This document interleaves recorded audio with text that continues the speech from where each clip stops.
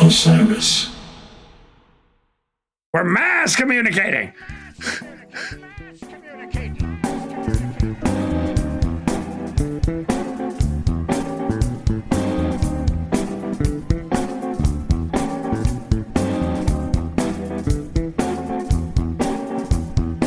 Welcome back to Touchdowns All Day. I am your host, Max Dawson, with our final episode of the year, the 2024 Year in Review episode with Marc Brownstein, during which Marc and I will go over the results of the 2024 fan poll, in which the Disco Biscuits community voted on their favorite song, show, and jam of the year.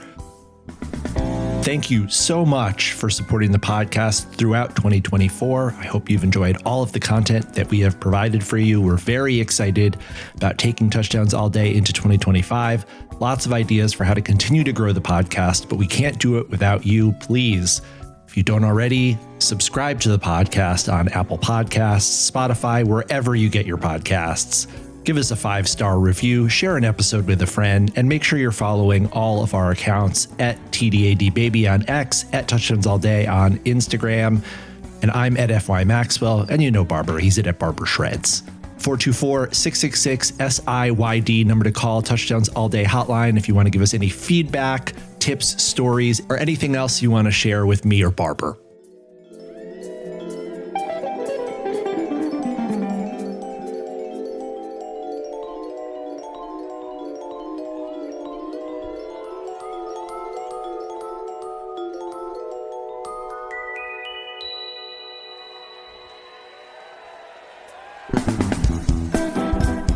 All right, in what is becoming something of a year-end annual tradition, I am today joined by Marc Brownstein to review the results of the Touchdowns All Day 2024 Year in Review poll. Marc, welcome back to the podcast. It's an absolute pleasure to be back. Thank you.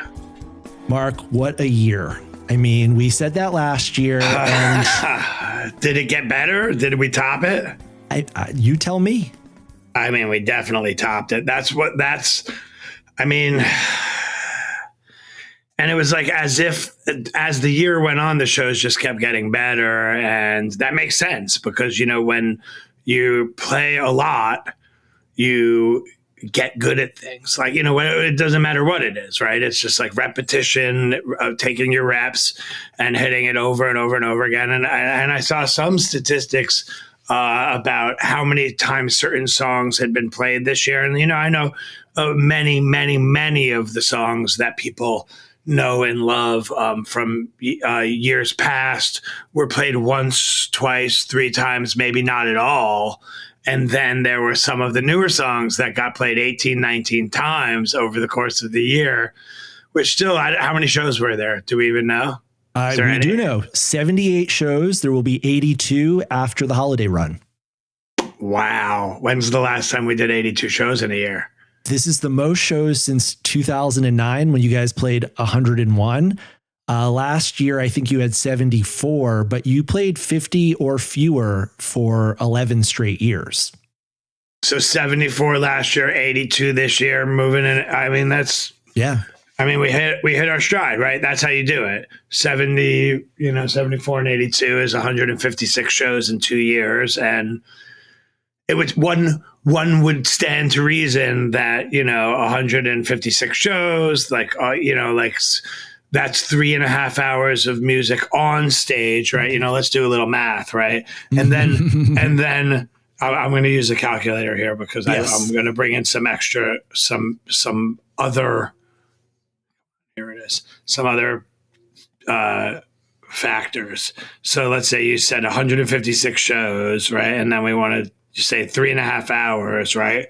But then also we need to add in like the 2 hours that we're playing backstage every day. Yeah. And it's at least 2 hours, right? Plus sound check. I'd say it's another 2.5 hours average. Easy.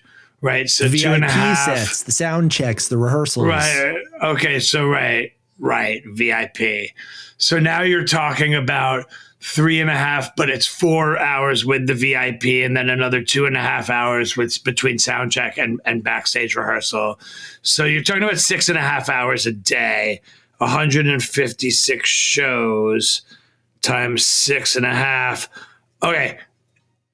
This is without any like studio time, rehearsals, or other times playing or practicing at home. This is over 1,000 hours of playing together as a 4-piece, right? And it's like, that's in 2 years.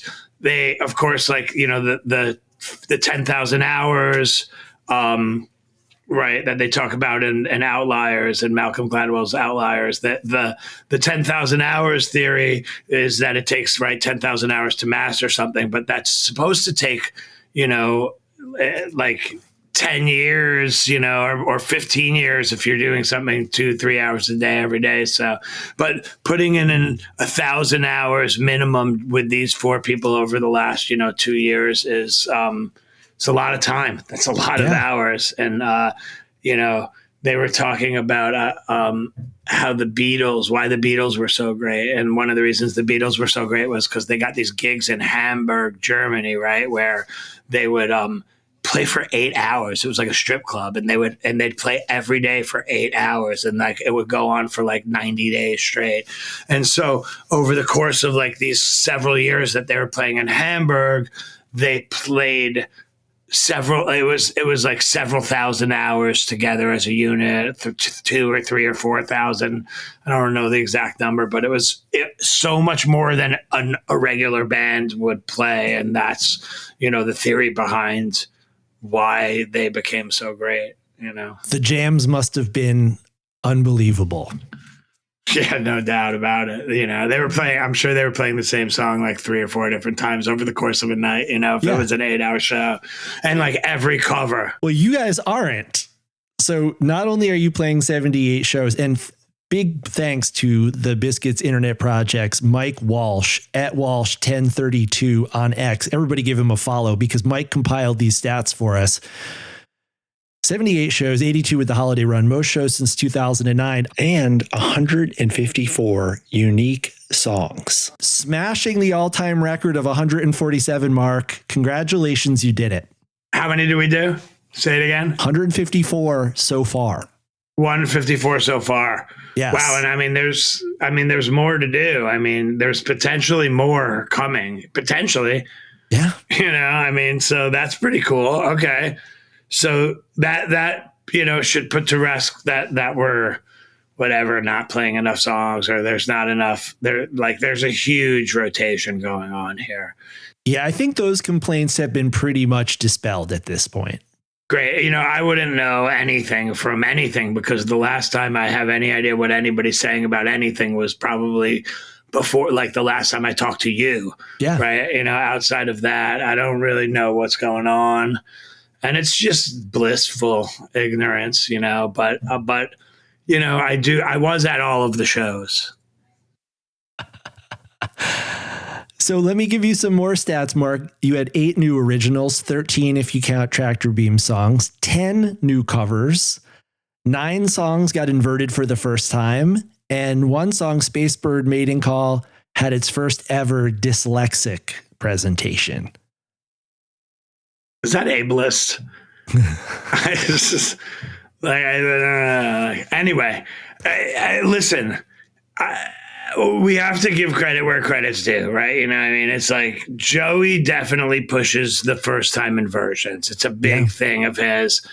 I have a joke, but I say, inverting Paint the Day too soon killed Paint the Day. It's not really, it's true. That is what happened. Like, we inverted it, and it was just like, it was a disaster. And then we never played the song again. So, that isn't what happened with, like, say, Country Royale or some of the other songs that we inverted for the first time. It was fine. Some of them worked. Some of them maybe I thought were great, but better the regular way. I'm a big fan of playing the songs the regular way, and like sometimes even like not split up like this, like, like recently we played a Caterpillar at the beginning of a set and we played the whole song. Yeah. And then we jammed out at the end of it. It was great, but it wasn't like coming back around to Caterpillar at the end of the set. And again, I'm pretty sure Joey came up with that, but I loved that because you get to like hear the whole song. I love when you can just like hear a song from start to finish in the Disco Biscuits repertoire. Doesn't happen that often, and I think that could be a barrier to entry for some. You know what I mean? It's like, what are the songs? How do you even learn the repertoire? So wow. I mean, that's a lot of work. It sounds like we worked really hard. You did. Another stat, 2023, you averaged 11.8 songs per show. 2024, it was 10.3. I'm saying all this stuff like this means something to me. I don't even know how they count this, because if you have a caterpillar open and a caterpillar close, is that 2 songs or 1 song? Who knows? There's one song. Okay. But the other thing, this means something to me. According to the Nugs track list timings, 21 performances pushed past the 30-minute mark, 22 if you count 2001.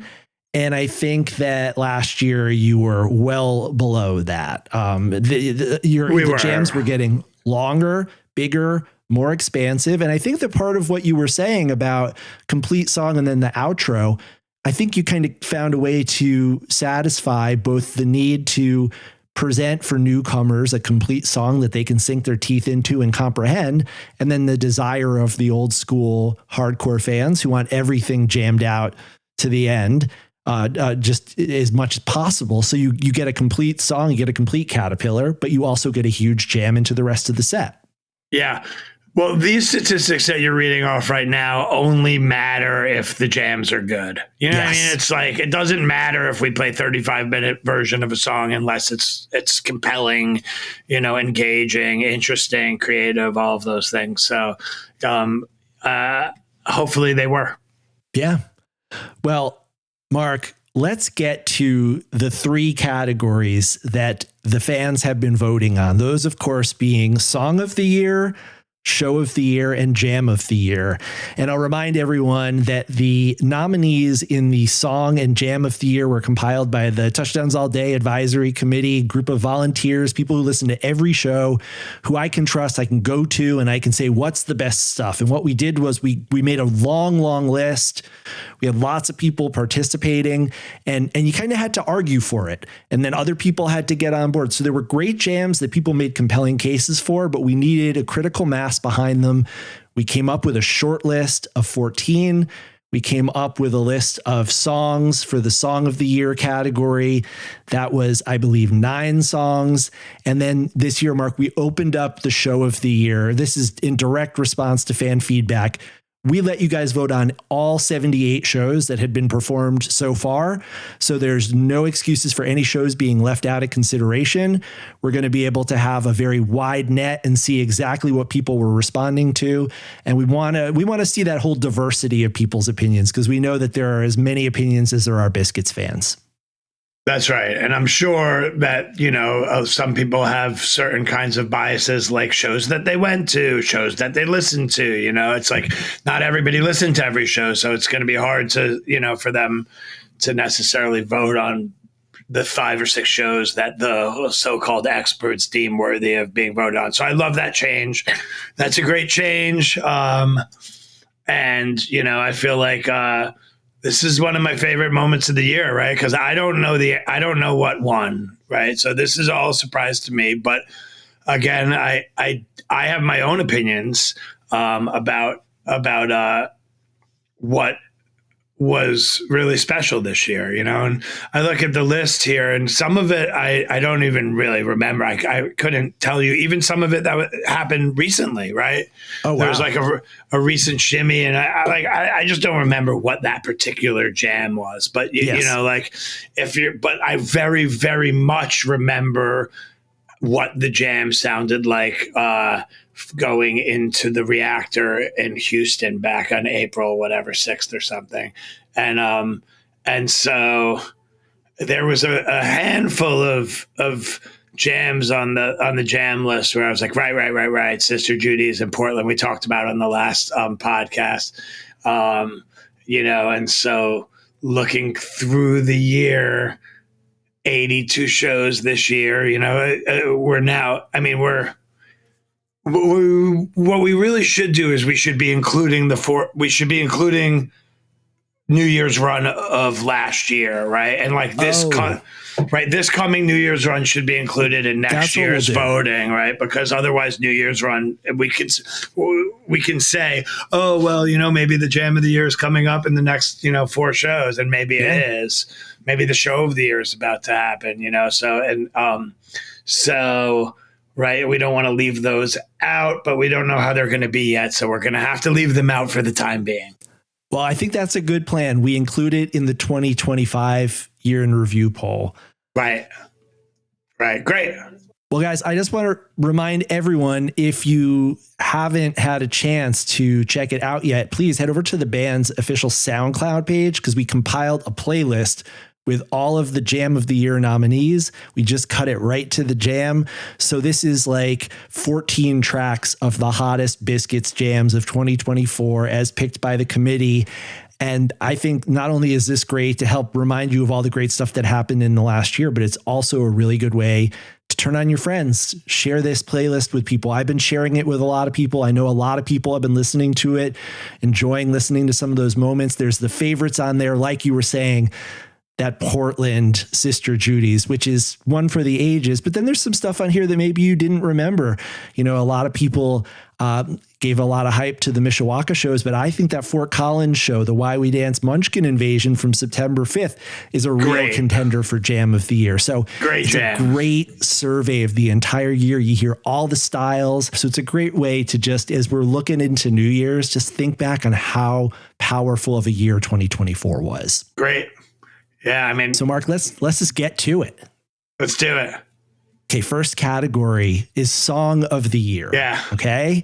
And Song of the Year, if we remind ourselves about 2023, Song of the Year was a no-brainer. It was a blowout. It was the deal. That's right.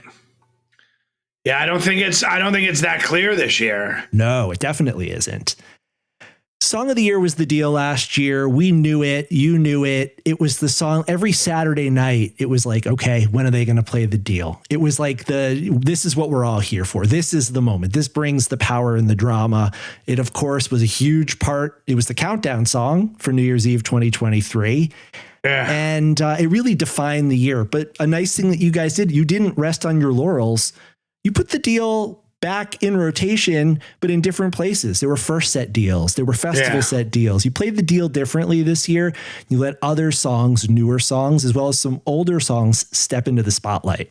That's right. Yeah. Like, when the spotlight is typically second song of the second set on like, on a Saturday night, right? Yeah. Like that's the hype spot, right? Second song in the second set any night, is kind of the spotlight, but that's how I think of it, right? I think of it, it's like, there's the set opener and that's setting the tone for the set, but it's the where is this next thing go? And that could be, that could be 10 minutes of anticipatory jamming into like, 20 to 30 minutes of the spotlight, right? And so you're talking about, almost like a 40-minute chunk of that second set that's dedicated towards the getting to, which oftentimes the jam before the song is attached to the previous song on like track listings and track times, but oftentimes we're actually in the next song way before it's noted, Steele, when he tracks, he's waiting for like a melody,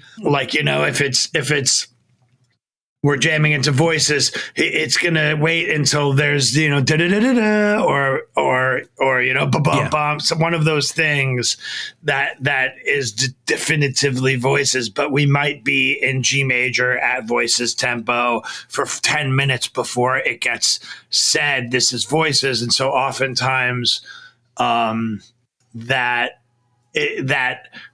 second slot starts, halfway through the first slot, on the tape, right? And so, I mean, what are the nominees? Let's talk about them. The nominees were a mix of old and new songs with a heavy emphasis on the new. I'll start out with Shamra Boo, which was played 6 times in 2024, each of which was incredibly memorable. You deployed Shamra Boo, masterfully throughout the year. You only played it in times where it could really shine. Wow. Thanks for saying that. I'm shocked that Shamra Boo was nominated as one of the options for Song of the Year. I do agree that there was some wonderful Shamra Boos, both one thing about Shamra Boo, it's funny, we were just talking about how a song gets introduced and then tracked, right? So like in 2023, Voices, we were doing like really long Voices intros, Pine Creek, Solana Beach, right? And we were intentional about making voices. Somebody play the ba-da-da-da-da, right? And then go off and jam for a little while. And so we employed that same tactic with Shamra Boo this year. I would say to the band, hey, we're gonna jam. There's gonna be the pre-Shamra Boo jam, right? That is basically Shamra Boo, though it's probably getting tracked again with the previous song, right? We're in E, we're at Shamra Boo tempo for a while before we hit the, don't. But what I would tell the band this year was, hey, don't forget, I'm going to play the slapping riff at the beginning of Shamra Boo to declare that we're in Shamra Boo, but then let's just go elsewhere for a little while. Let's stretch that intro. Let's take that intro for a walk. So we would take it we were taking it for more than a walk at times. We'd taken it for a ride, right? And so that's, I think, something that we have done over the last 2 years, which is something that you do when you have 156 shows, is when we want to bring Reactor back to its former glory, we talk about what the former glory was, right? And like in Reactor, it's like totally unhinged, playing at the top of the jam. And right, so the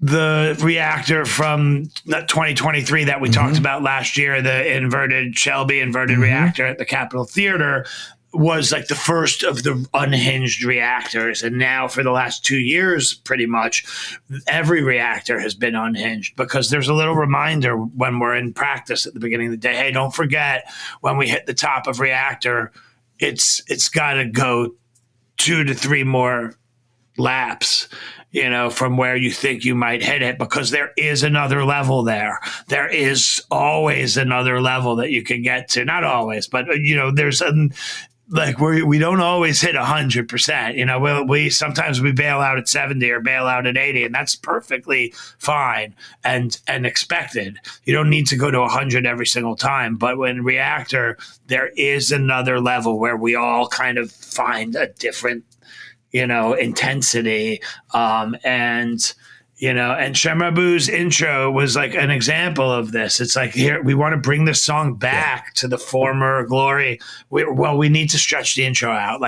Voices, we need to stretch the intro out. And so that sets the tone for the song. Okay, Shamra Boo, next. I'm so glad that you said all that, because to me, Shamra is to 2024 what Voices was to 2023. And I specifically described to somebody recently the Jam of the Year nominee Firewall Exchange Shamra Boo from Rome at the Capitol Theater on November 22nd as the equivalent of the Voices from Pine Creek Lodge 2023, where somebody hits the riff very early, almost prematurely, but then you have 10, 15 minutes sometimes before the song actually starts. That's what you did. You slapped out the opening bass line of Shamra and then pulled everyone back and went into a jam that hit 3 or 4 themes before you finally brought it back. And when you actually hit the Shamra, the release, the eruption from the crowd, it was very huge climax.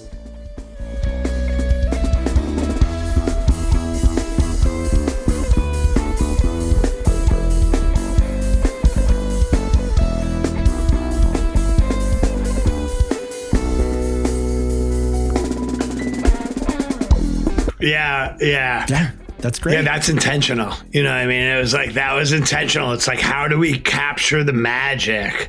Because we had lost that magic of the intro of Shamrock. You know, it was like we were just like hitting it and then singing. And it was like, I understand why that's fine too. But there's what you just described to me was what I described to the band right when we were walking through the set list backstage. It was like, hey, by the way, I'm gonna prematurely hit this thing. Don't jump on me. Let me just say Shemra, and then let's jam. That's the jam, right? That because when we come back around to that intro, it's just electric. When you know it's coming, you may have forgotten even that it was coming. It's like, we were in Shemra and then we're gone. 3 themes, 4 themes, 5 different themes. And when it comes back around, it's like one of my stories here on Touchdowns All Day. It's like, you know, you go off, right? Whatever. But then you always bring it back, just like in Shemra. You got to bring it back. Other pre-Revolution in Motion songs that were nominated for Song of the Year include Shadow, which had 7 performances this year. Shadow never had that real showcase second song position, as far as I know. But every time Shadow was played, it made magic, including the magic that created Trapdoor. That was the Louisville version on, I believe, April 2nd, 2024.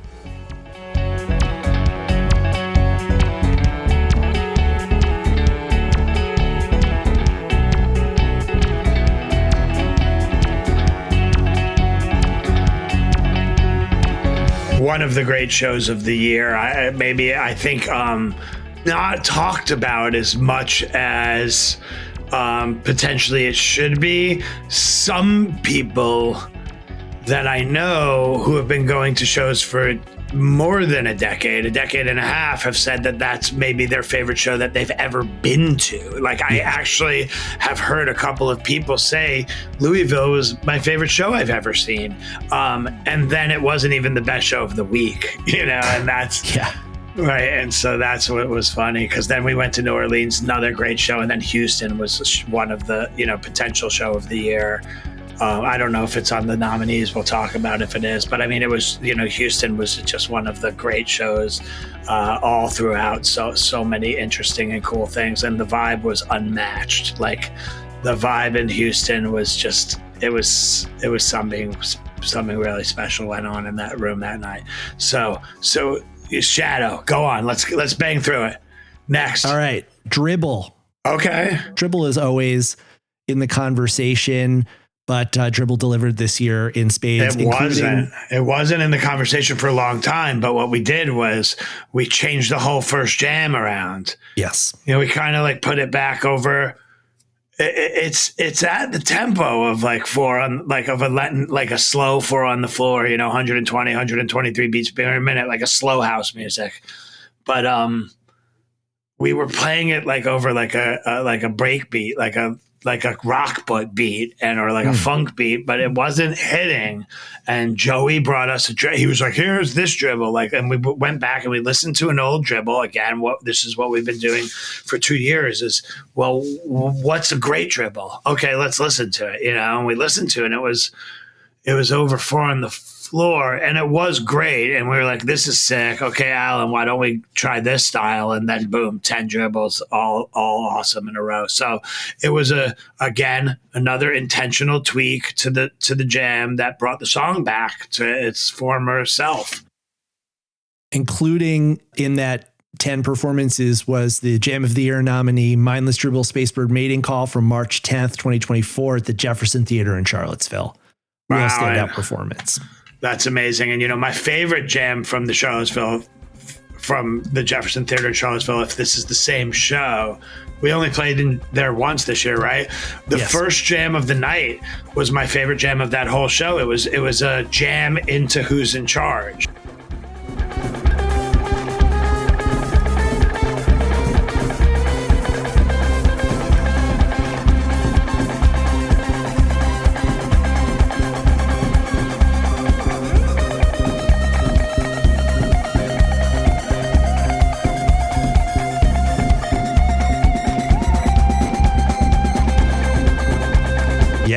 and it was incredible. It was, you know, a little riser jam, but it was really great. I mean, the energy in that room, Sunday night, sold out, like people really having a hard time getting tickets for the show. So, you know, like there was like an excitement to being in the show, and just that it was a Sunday, like a sold out Sunday, and we just hit the stage and like you could just feel the energy. It was like almost like that energy from the Lincoln Theater, not this previous play, but 2 Lincoln Theaters ago, Raleigh from last year. Yeah. The Aspen Confrontation, which I would be surprised if that wasn't in the contention for Jam of the Year. Man, there was some recent confrontations that were really hot too. The District Music Hall on November 14th, House Dog Confrontation, one of my late-breaking entries for Best Jam of the Year. Yeah, I mean, that House Dog for both jams, but the House Dog second jam, it was like, you know, I always think about the Arcada House Dog, right? Of course, the Nordic Trance. Nordic Trance, right? And so a lot of people probably don't know what we're talking about right now because it's 1999. October 2nd, 1999, Arcada at a sushi restaurant, Cafe Tomo. Yeah, Cafe Tomo. Yeah, Cafe Tomo. That's right.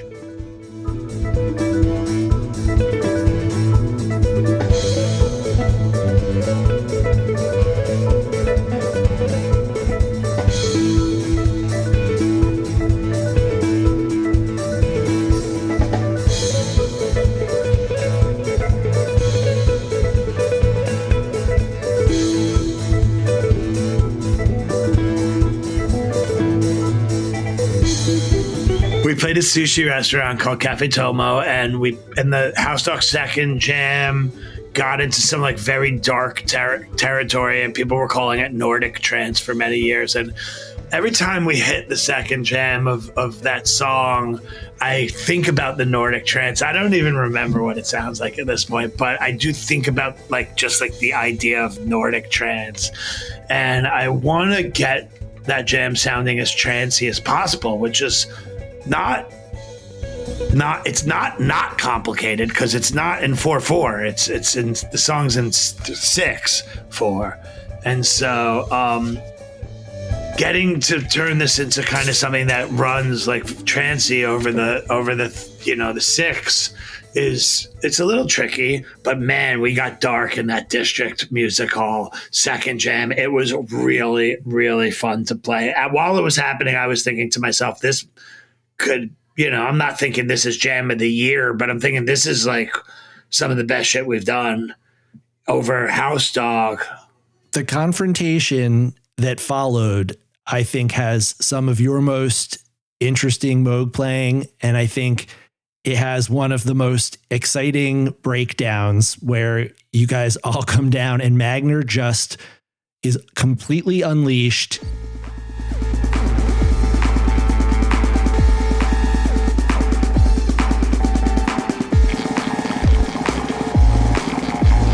And then you play a bass line I haven't heard you play before on the key.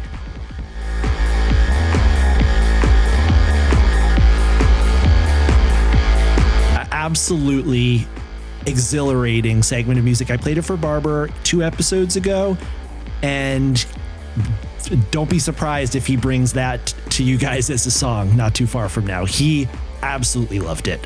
So Confrontation. I keep going. Rounding out the list are 4 new songs, and it will come as no surprise. Doorbell, Dino Baby, Country Royale, and the other big one, Wormhole, maybe the Jamception. We're talking Jamception. We're down on the next set, the next segment. What is it? Is it Firewall Exchange? Oh yeah, Firewall Exchange, of course. And From Revolution in Motion, To Be Continued made the short list. I'm glad that To Be Continued is getting its due, because I feel like at first people were giving it a little shit, or maybe it was just me, but I feel like I feel like it didn't hit at first quite the way that it's hitting now.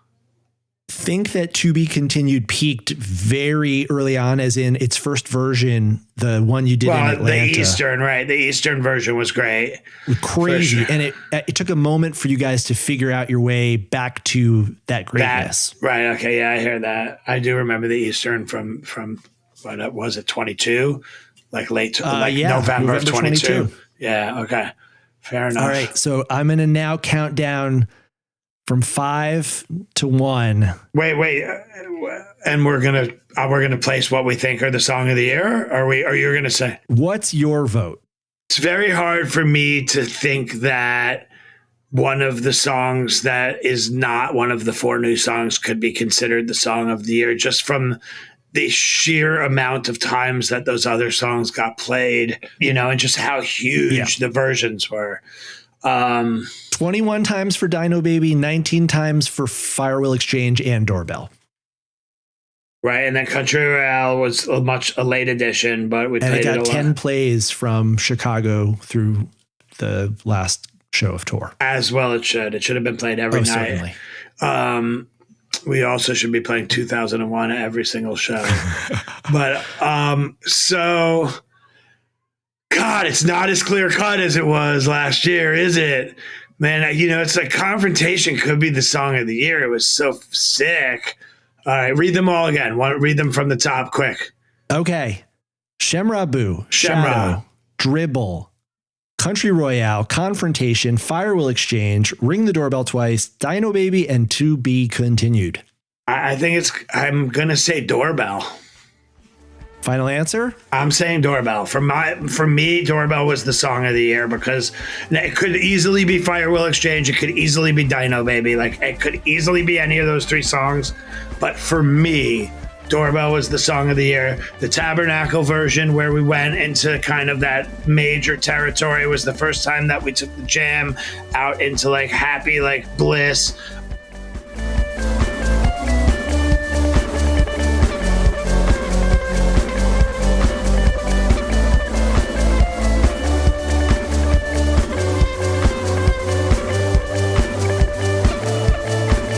Recently, we've been having these happy bliss jams where I'm on keyboard that are just like absolutely beautiful, that have seeped into other versions of other songs, especially in the last week of tour in Rome. We had one in Hartford. We had a beautiful one.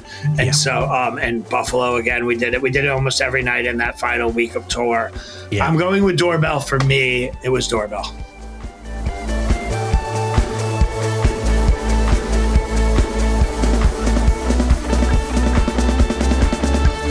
You have your fingers on the pulse of the community because Doorbell won with 32% of the vote. Fire Will Exchange came in second, followed by Country Royale, Dino Baby, and To Be Continued. 5 new songs. 5 for 5. Interesting. That's got to piss off some of the classic song lovers. It's really hard to, though, complain when songs like Doorbell, Fire Will Exchange, Country Royale, and Dino Baby are defining the band's sound.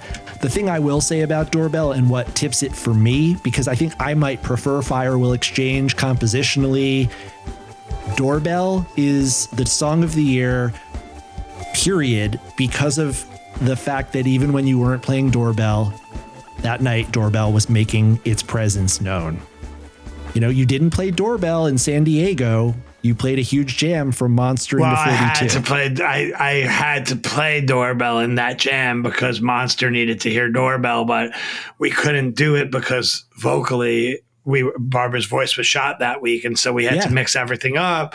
So now, is the jam that everybody says is the best jam from that show just Doorbell? It's not just Doorbell, but it's Doorbell adjacent. It's Doorbell informed that jam. Doorbell gave you that style of jamming, I feel like. Or what really we played basically Doorbell. I mean, I basically played Doorbell. Is that the jam? There are so many other things in that jam, though. Okay. That jam has so much going on, but there were many shows this year where the best jam was a Doorbell jam, even though Doorbell wasn't in the set list. Right. Yeah, it's just basically, we were playing these like, ever since the Cap Theater when Doorbell was created, right? Yeah. So, all right, great, Doorbell. We did it. God, I feel, fuck, right? Thank God.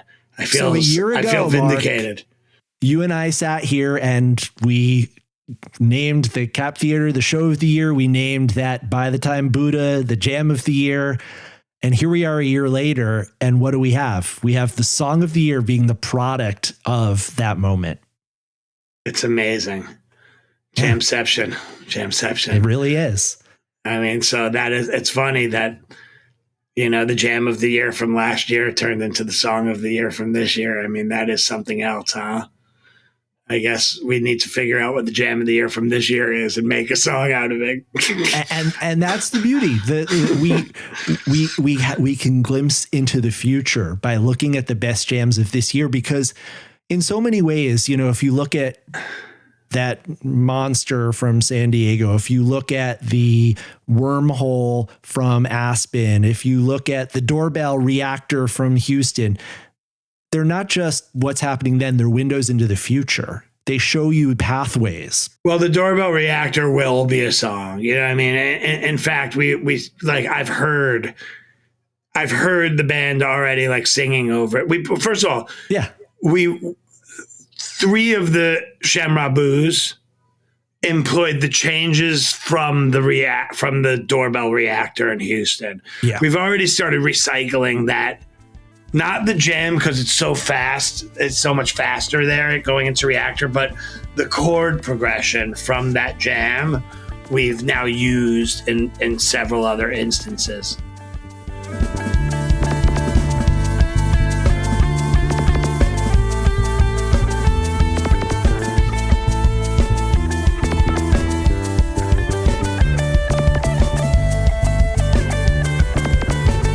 And we will write a song because it is a great chord progression. Oh, it's just calling out to be written too, as are many of the Jam of the Year nominees.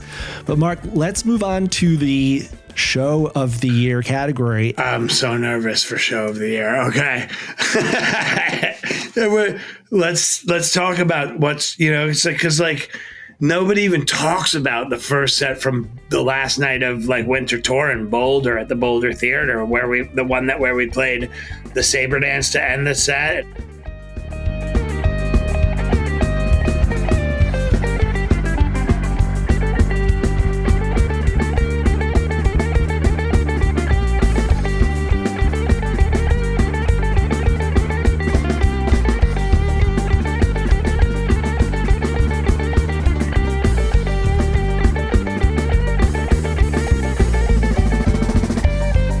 The place went crazy, and there's so much. The energy was there, but I guess it doesn't hold up on tape. So let's talk about some of the great shows of the year that you and I can think of, like just like kind of off the top of our head.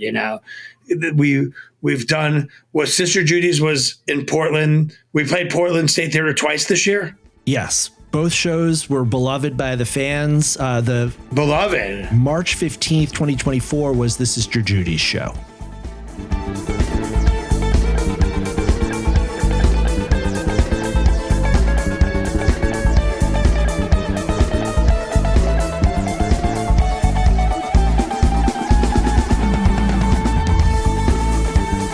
Yeah. I mean, this last show was wonderful there too, as was the Worcester show the night before. And so for recency bias, Worcester was great. Portland was great. The Rome show was really great. That was a great show. So much cool stuff happened. You'd have to talk about Halloween in general. First Night of the Caverns, just the 2001 was. I don't know if that is included or not.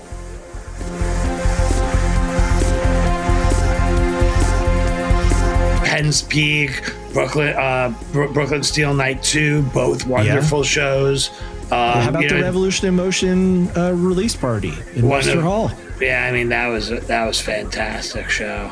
I still don't think it was Show of the Year, but it was great. I think if you're gonna take a show where we played only new songs, which we did twice this year, the last show of the tour so far in Buffalo, second night, Joey's 500th. It was excellent.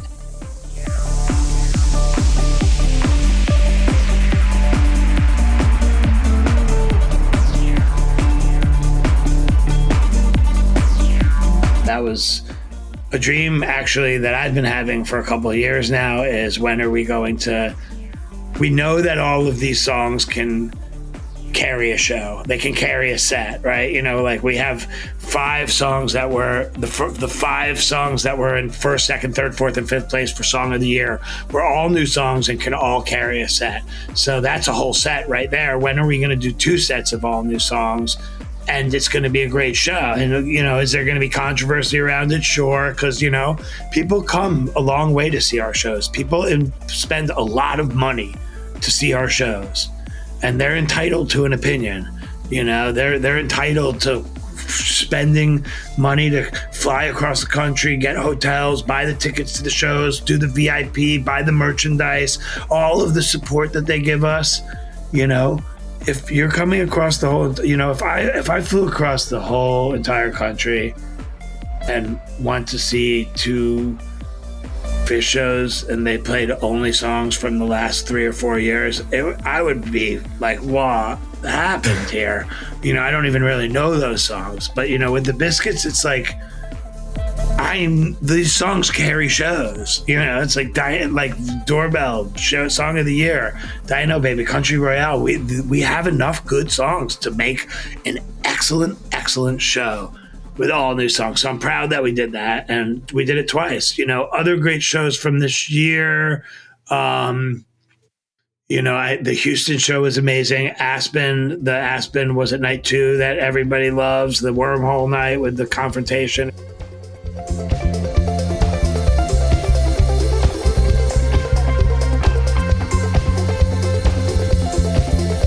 Okay, so that was an amazing show. San Diego, the show with the Monster 42 has to be in contention for show of the year. That was an excellent show.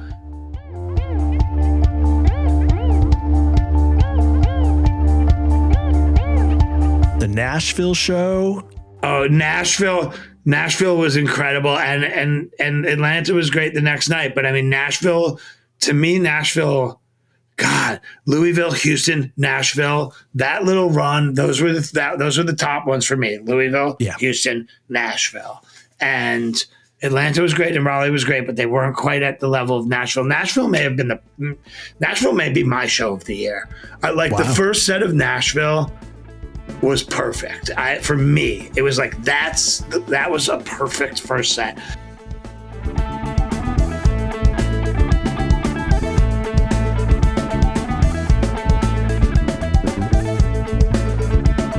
The jams were just compelling, tight, interesting. Nashville was great, man. Louisville was great. You know, we played 4 Buffalo shows, you know, and so like those other Buffalo shows earlier in the year were great too. They were right after the Revolution in Motion show. I mean, how does one choose? The Mishawaka night 1, set 1, of course, with the, you know, the House Dog and the Aceta and the Shemra. That was another great Shemra, and obviously the House Dog and the Aceta and the drop into the Sebring. We talked about that in the last, how we orchestrated that backstage.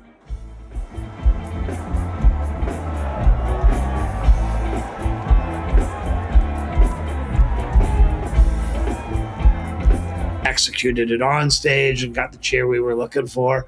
Yeah, I mean, I got Eclipse Festival. Eclipse was great.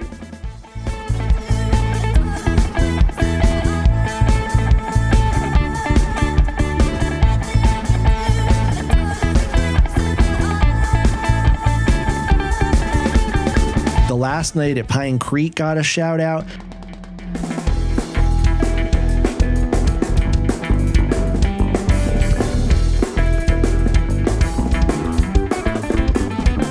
I'm looking at the votes. The coolest thing is last year, I think we acknowledged there was a distinct bias toward the second half of the year. This year, Mark, I've got the first show that got votes was the January 25th, 2024 at Crystal Bay. The first show of the year got votes, and you had votes all the way through the end of the year. Which is the show from Crystal Bay that has the first set that had Very Moon and Space Bird in it? That's night 2. 126. Yeah, I mean, that was an amazing set. Amazing set. Space Bird, Rock Candy to close it out. First, No Recollection.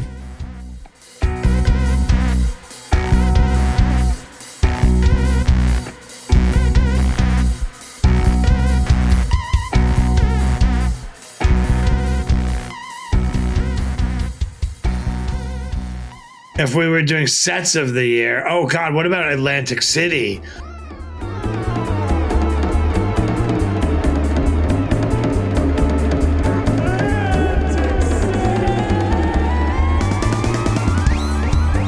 Atlantic City was a great show, and so was Dewey Beach or wherever we were in Delaware the night before. Yeah, that was a great show too. I have friends who were not at that show who it's their favorite show to listen back to is the Delaware show. And I also have friends that were not in Colorado and only listen back to Colorado, and Dylan is their favorite show of that Colorado run from listening. And everyone that wasn't in Colorado. This is interesting.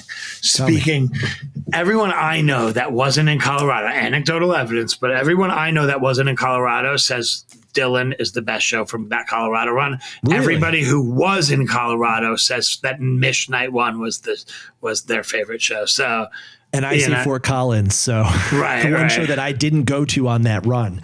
Okay. So, all right, how do we do this? How do we pick I don't even know if I can. I'm just going to say my sets of the year, my favorite sets of the year, the reactor set from Houston, the confrontation, the wormhole set from Aspen, the monster set from San Diego, the Sister Judy set from Portland, the Very Moon Space Bird set from Crystal Bay, maybe one of my favorite sets of the whole entire year. The Aceta set from Mishawaka. Those are my favorite sets. Oh, and my most number one favorite set of the year has to be Nashville set 1. Nashville set 1. Yeah, so that's where I'm going to go Nashville for my show of the year, just because it's my number one set of the year is in it. I'm going to allow myself to break the rules here because I made the rules, and I'm going to count 3 shows as one show. The 3 shows in Aspen, to me, are a significant historical milestone in the history of the Disco Biscuits. That I feel like was an R&D lab where you took all the ideas that you had been working on in 2023, some new ideas that had come into the picture in 2024, samples, risers, Moog jams, tractor beam sounds.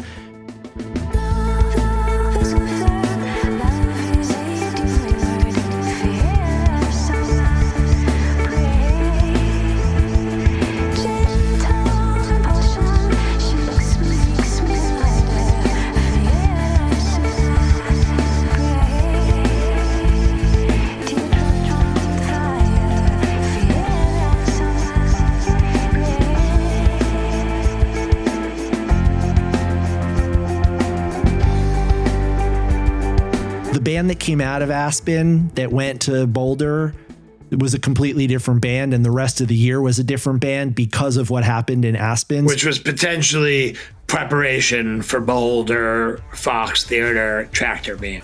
Yeah. So the Fox Theater Tractor Beam show may be the most influential show of the whole year. Oh God, yeah.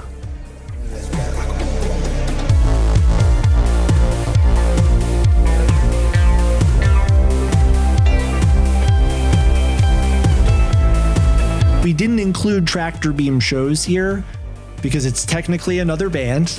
If we're talking most influential show of the year, most important show of the year, was that show, and I know to the chagrin of the non-sample, the anti-sample crowd, but whatever it is, it's like you do something, you find something new, you change, you evolve, you grow, then you overdo it, and then you find your balance, you dial it back, and you end up with you're a new band.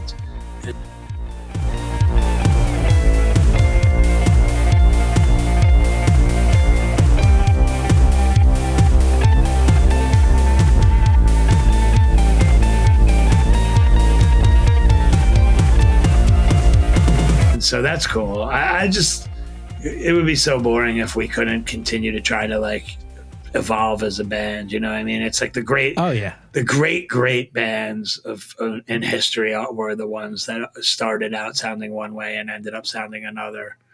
I mean, just like the Beatles and Pink Floyd alone are like just like the most interesting examples of how far you can end up from where you started. Yeah. I always wondered if we would ever end up that far from where we started, and we kind of have. Yeah.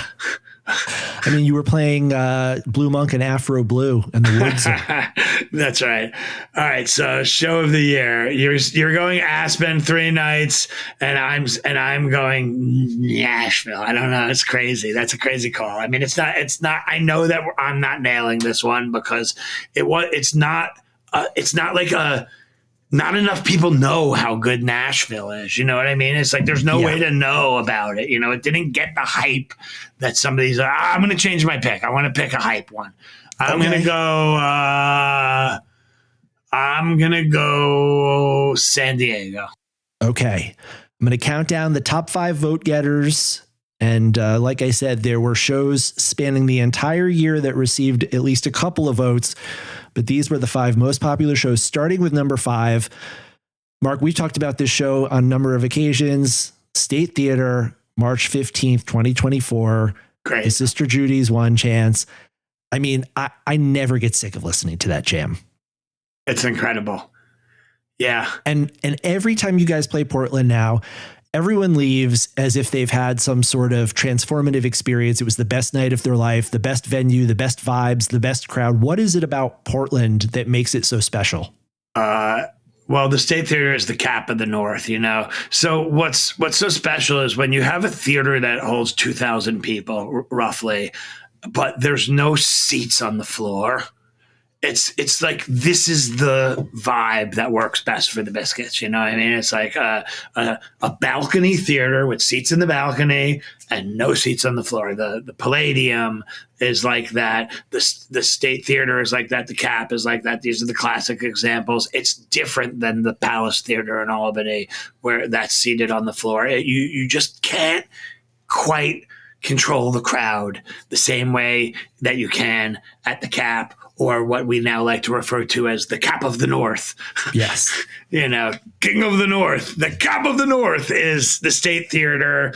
It's magic. It's pure magic in that room. 2015 was that the year that we played the State Theater and we played the hot air balloon and we ended the show and it was like a 5-minute cheer. The lights went on. It was just like never stop cheering. It was, you know, it was either 2015 or 2016. April 24th, 2015. Yes.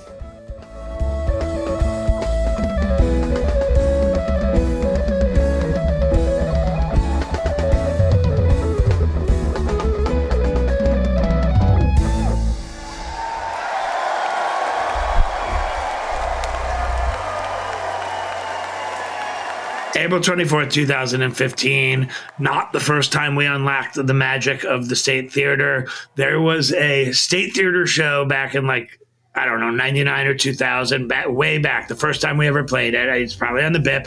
We played I-Man in the State Theater. There was only like 200 or 300 people in the room at that point.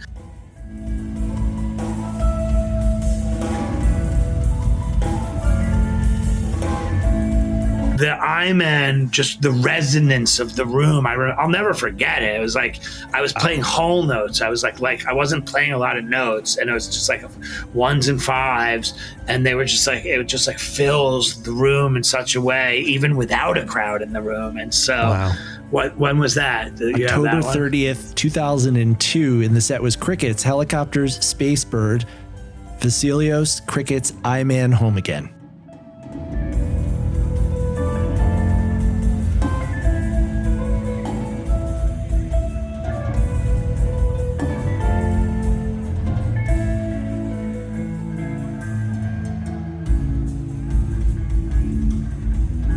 That I-Man, I'll tell you what, it was great. October 30th, 2002. Go back and check that out at the State Theater. That's the first time we unlocked the magic of the State.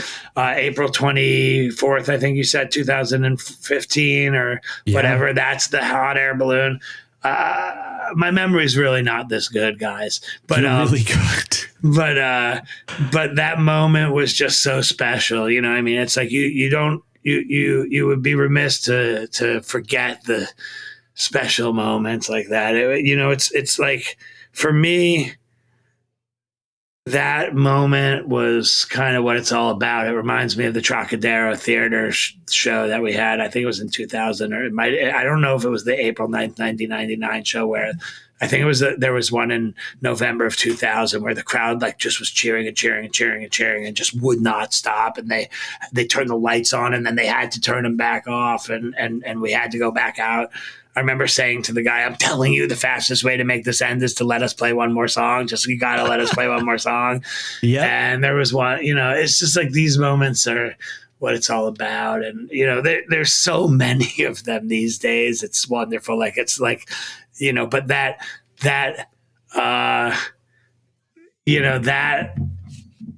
one in 2015 was, like right in the middle of set break, you know what I mean? And there was a lot of shows that didn't happen at. And so that really stands out as a special night, because it was just like, wow, this is right in the middle of our hardest time. We executed so beautifully, and the crowd was just like one with us. And it was at set break, a cheer like that at the end of the show, before the encore, and then again after the encore. It's just like gratitude, just pure gratitude. And it's like, if you could bottle and sell that. But so yeah, the State Theater is really, really special. Number 5, let's go. Number 4. This is what happens, by the way. This is why they take 3 hours, is because you talk about something and then there's just all these incredible memories. There's so many great memories, guys. Well, that's why I have to do it with you. I couldn't do this with Barber. Barber, the episode would be 15 minutes. You hold on to these moments. You remember them, you embody them, and you can convey them with so much passion that I haven't heard that 2015 show, but I'm going to go and listen to it tonight after we finish up. You sold me. Oh, it was so special. All right, number 4, another special show that we've been talking about all night, the Heights Theater, April 5th, 2024.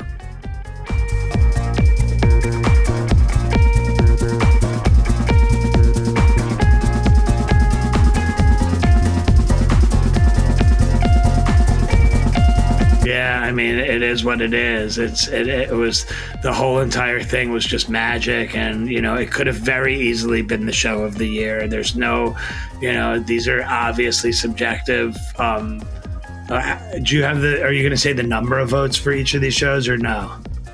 You don't have to. I will give you the percentage of votes that it received. Sorry, hold on a second. Guys, Andy Bazany put together all of these statistics for us tonight. Andy of the Biscuits Internet Project, key member of the Touchdowns All Day Advisory Committee. And unfortunately, Andy was having technical difficulties and was not able to join us. But here's the deal, Mark. It got 6% of the vote, and it came in fourth place, because with 78 shows, that is enough to put you into the top 5. Right. Okay. So number 3, we could talk all night about the Heights. There was magic in the Heights. That is, the jam of the year. We're going to talk about the Heights some more. So let's move on. Number 3. Well, we already covered this one because it's back to the State Theater on November 16th, 2024. The show you just played back in Portland, Maine.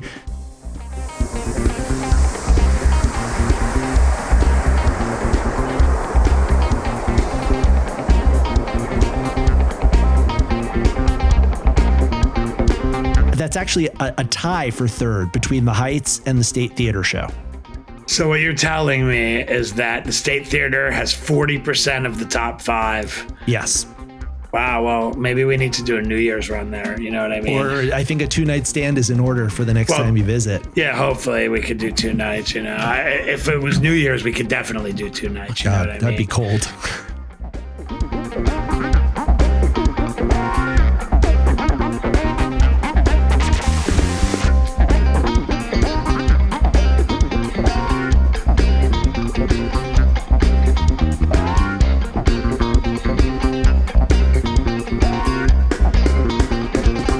I feel like we could back up more 100 into that State Theater, and if we keep talking about it here, Guys, you cannot miss the next Portland main show. You just can't miss. This is a can't miss. They asked me recently if we wanted to play like Thompson's Point or something, and I'm like, listen, if we're gonna travel all the way up there and not play the State Theater, that'd be like going all the way to Portland, Maine, and not getting 6 lobster rolls. You know what I mean? So, all right, great. All right, number 2, a show that we have talked about at length in this episode and many others, of course, that is February 2nd, 2024, the Observatory North Park, San Diego, California. Give me all your fucking money.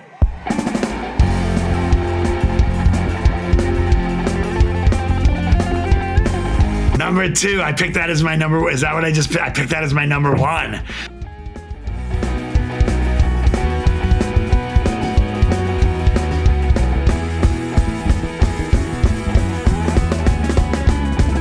So, God, what does that make number 1? Hold on. I will say, before we get to number 1, I will say, in support of the Observatory North Park show, the February 2nd show, if I were holding myself to the same standards I hold everyone else to, and I had to pick one show, I'd pick that show. And it is, I will fully acknowledge, informed by attendance bias. That was one of the most fun shows. If I had to kind of pick a show to describe to people why I go to Disco Biscuit shows, it was that show. Musically, socially, the venue, the crowd in San Diego. I really like seeing Biscuit shows in San Diego. Those people really have fun at the shows. By the way, it was our biggest show of the year until March 15th in Portland. So they're it still to this day, top 5 biggest shows of the whole entire year was that show. We sold out the Observatory in San Diego. It was 1,250 people. It was for the West Coast. We've never like that. That's a really remarkable thing for the Biscuits. Like, we have markets on the West Coast, Portland, San Francisco, LA is okay, but really our 2 markets on the West Coast that have always been really strong is Portland, Oregon, and San Francisco. And LA is now just as strong as San Francisco, and San Diego is even stronger somehow. Yeah. So it's just exciting that they, our new management, they oddly, like they made us play in rooms that were significantly too small for us when they first came on, specifically the Roxy in LA and the Belly Up in San Diego, and those shows sold out right away. They both sold out, and and then that's what happens. Is then the next time it's twice as big, and so that was some really good management. Well done, guys. I mean, it worked perfectly. The Belly Up show last year was a real highlight of 2023, and the February 2nd show second best show of the year. So the best show of the year. I mean, it's going to be Aspen. It's going to be Aspen. It's going to be... No, Mark. It's going to be the set that you and I talked about at length. The set where I said, how did you know it was going to work? How did you know to do it? It's Mishawaka Night 1. Yeah. That's what I just said. It's going to be Mish 1.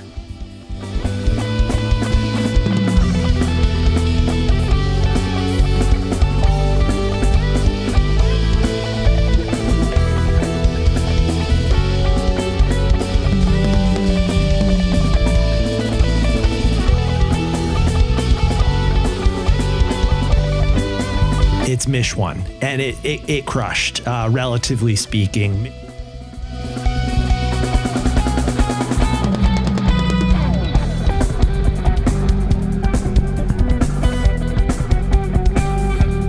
People loved that set list, both the all old school first set and then the second set where you brought in some of the new material. 7-Eleven. Oh, but the 7-Eleven was in that show too, right? Yep. And then we came back around to the 7-Eleven at the end of the set, and I really worked. We talked about this. I worked in my hotel room on kind of nailing that, because we have traditionally bungled that jam, and I don't love bungling jams, and so we bungled a jam once, and we may never do it again. So to bring it back into rotation, something like that 7-Eleven.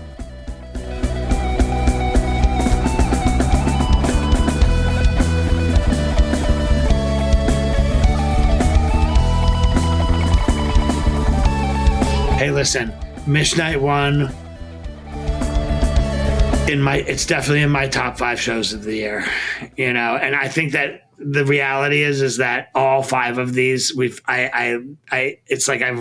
named them all, like San Diego, the Heights, right? We named the Sister Judy's show that we talked about, just Portland. That was the first thing I said was State Theater from this last run was great too, you know, so we named all 5 of these shows in leading up into the vote. So, and they're out of 78 shows. It's pretty cool that we were able to talk about all 5 that became the top 5, plus some others, you know, like the Nashville show, which I think deserves to be even higher on the list than some of the shows we just named. So everybody go back and listen to Nashville and tell me if I'm crazy. But that first set felt very tight and, like, you know, intentional and just like, it was just like ferocious, energetic, fun. Okay, I'm going to hit you with a cool statistic that Andy prepared for us right now, which was about the attendance bias factor. Those top 5 shows, let's go from least attendance bias to most attendance bias. Least attendance bias was Houston. Only 30% of the people who voted for Houston for their show of the year actually had been in the room that night. San Diego, 57% of the people who voted for that as their favorite show were in attendance. Mish and the second appearance at the State Theater both had 71% of people who voted for that show for show of the year were there. And a full 81% of the people who selected the March 15th show were at that show. So that really speaks to what you were saying about how special of a room the State Theater is. Yeah. If you were there, you were there. If you know, you know. All right, what do we got? We're going to do Jam of the Year. This is it. This is the big final category. This is the one. Okay. Oh, I'm so nervous. Are you nervous? I'm so nervous. I'm not really nervous. Well, I think this is because what the fans pick, you know, the fans decide your future. This could be what we're talking about next year. They could pick some crap and we're going to be having to have a whole jam of the year and song of the year thing next year about some jam that I don't like. We have 14 nominees. So why don't you just let me run through these really quickly. And then at the end, if there's any of them you want to talk about, then we'll talk about the top 5 vote getters. Okay. I want to talk about them all. I'm just kidding. Let's talk about in chronological order, starting with January 25th, the very first song of the very first night of 2024, the Why We Dance, that started this whole thing, was nominated for Jam of the Year. I mean, it was a beautiful jam.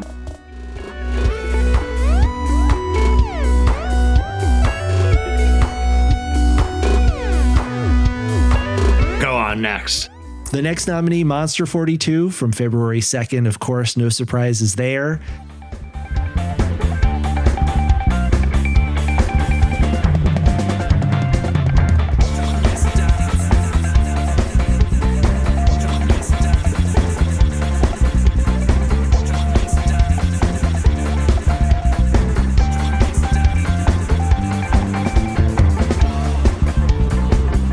Second best show of the year as voted by the fans. All right. Wormhole Confrontation from February 5th at Belly Up. Absolutely absurd. Magner, just a clinic. Magner clinic.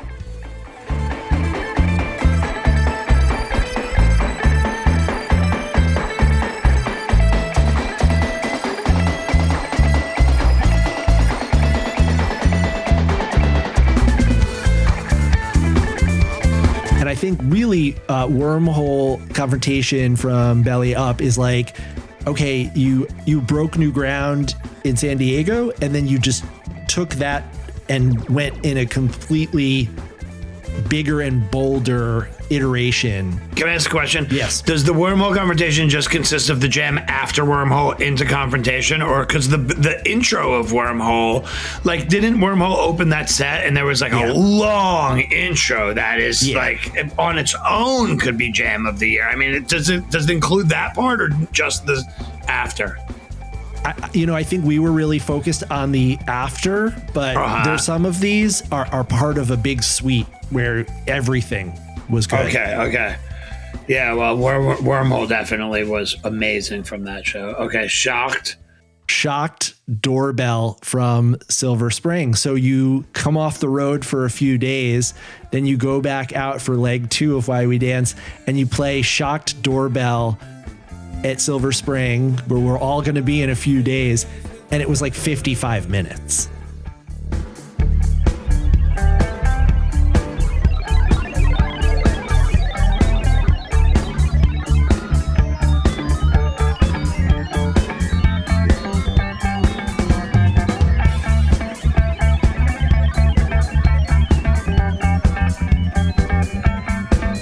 Yeah. So including the beginning, like the jam in the beginning of the set was like a huge Shocked.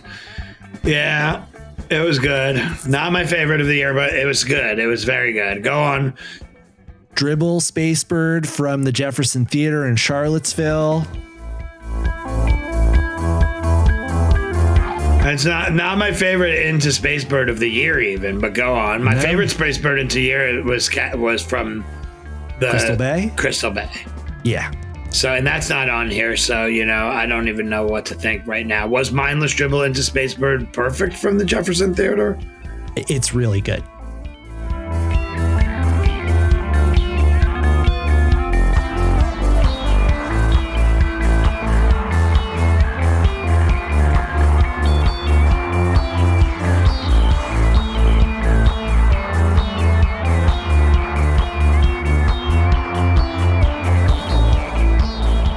From New Haven.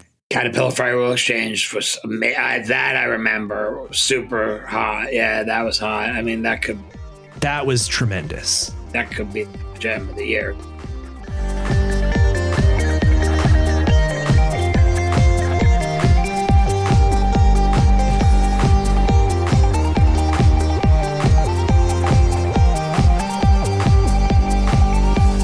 Go on.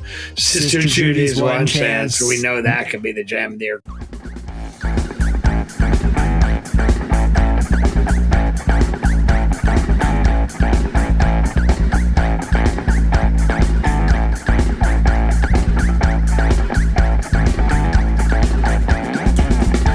Good God, that was a run, huh? Yeah. March 14th, March 15th. Okay, Doorbell Reactor. I mean, how can you not? I mean, Doorbell Song of the Year. So why wouldn't Doorbell be involved in Jam of the Year?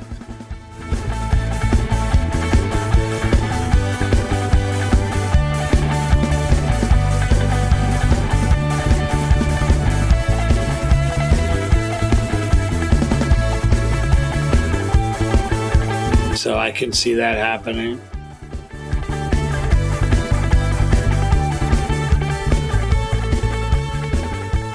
Why We Dance, Munchkin from the aforementioned September 5th at Washington's in Fort Collins. Huge jam.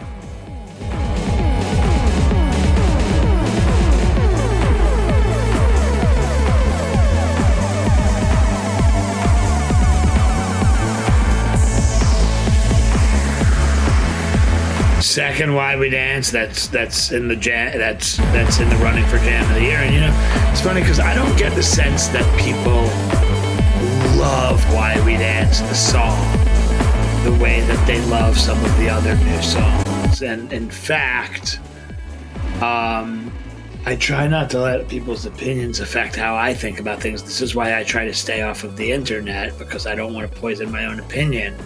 I love Why We Dance, but I have read some people saying that they don't like it, and it messes me up. So, because that does mess me up. It's like, oh, people don't like Why We Dance. It's like, could be 3 people, could be 50% of the crowd. I don't know. Could be 90% of the crowd. I really don't know what it is.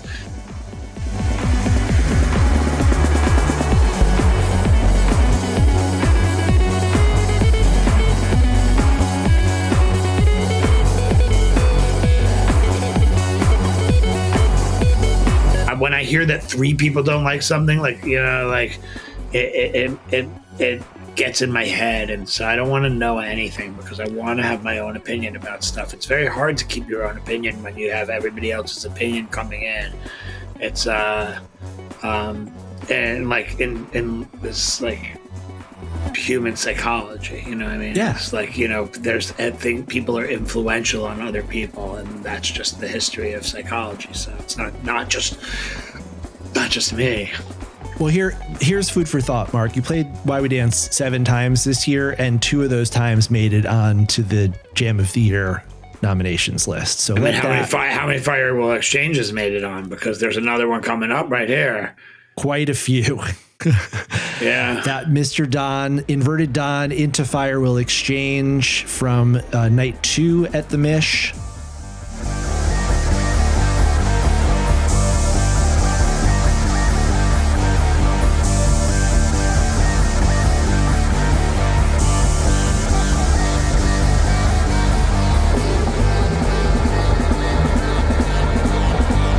Okay, then we go into the Fall Tour proper, the November shows. I don't understand something. What's that? How does the show of the year not have a Jam of the Year nominee in it? I've got lots of hypotheses for that. One is that the Touchdowns All Day Advisory Committee that picks the jams, I think, has different taste maybe than the people who picked Show of the Year. Yeah, that's why the fans need to be picking this shit. We The gotta stop. I'm sorry, we gotta stop using advisory committees, and until we do, Dave Cook is gonna be doing his own thing over on the side. Dave Cook, I brought I'm just him kidding. in. I'm just kidding. We're gonna take heat, man. We are gonna be taking some serious fucking heat if we don't let the fans decide. Hey, The deep state has been running this too long. I'm with the fans. I'm a populist leader. I know you are. I am with the fans. I am here to serve the fans. And I'm an elitist. Yeah, and you're a coastal elitist. That's what you are. Where are you? Out on the coast. Not me. Nope, I'm inland in Philadelphia, Pennsylvania. You're a coastal elitist. Out there in the People's Republic of California, telling us what jams we can listen to and what shows we should like. All right, Running Into the Night Voices from Penn's Peak. It was great.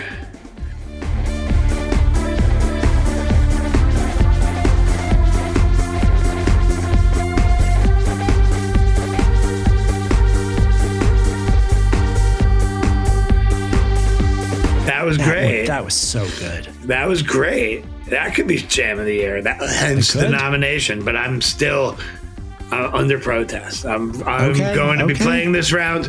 Brownie is playing this round under protest. Okay. All right. We have noted that. To be continued into Inverted Shimmy. From Brooklyn Steel. That one was Night 2. Instantaneously legendary. Yeah, that was great. Okay. I'm not going to complain about that one being on here.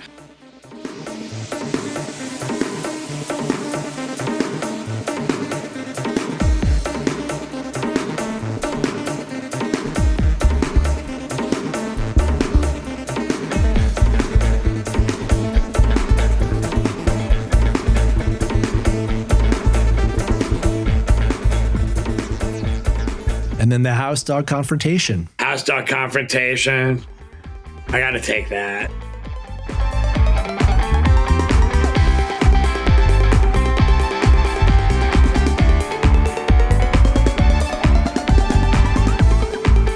Oh, God. And then Firewall Exchange Shamrock. God, this is hard.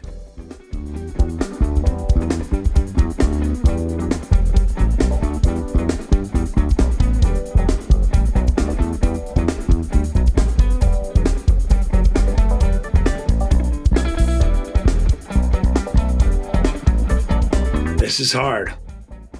So we also had the option for people to write in their jams. And Mark, you will be happy to know that a lot of people wrote in the Shemra from Mishawaka from the Show of the Year. The 7-Eleven Home from Mishawaka also got a couple of write-in votes.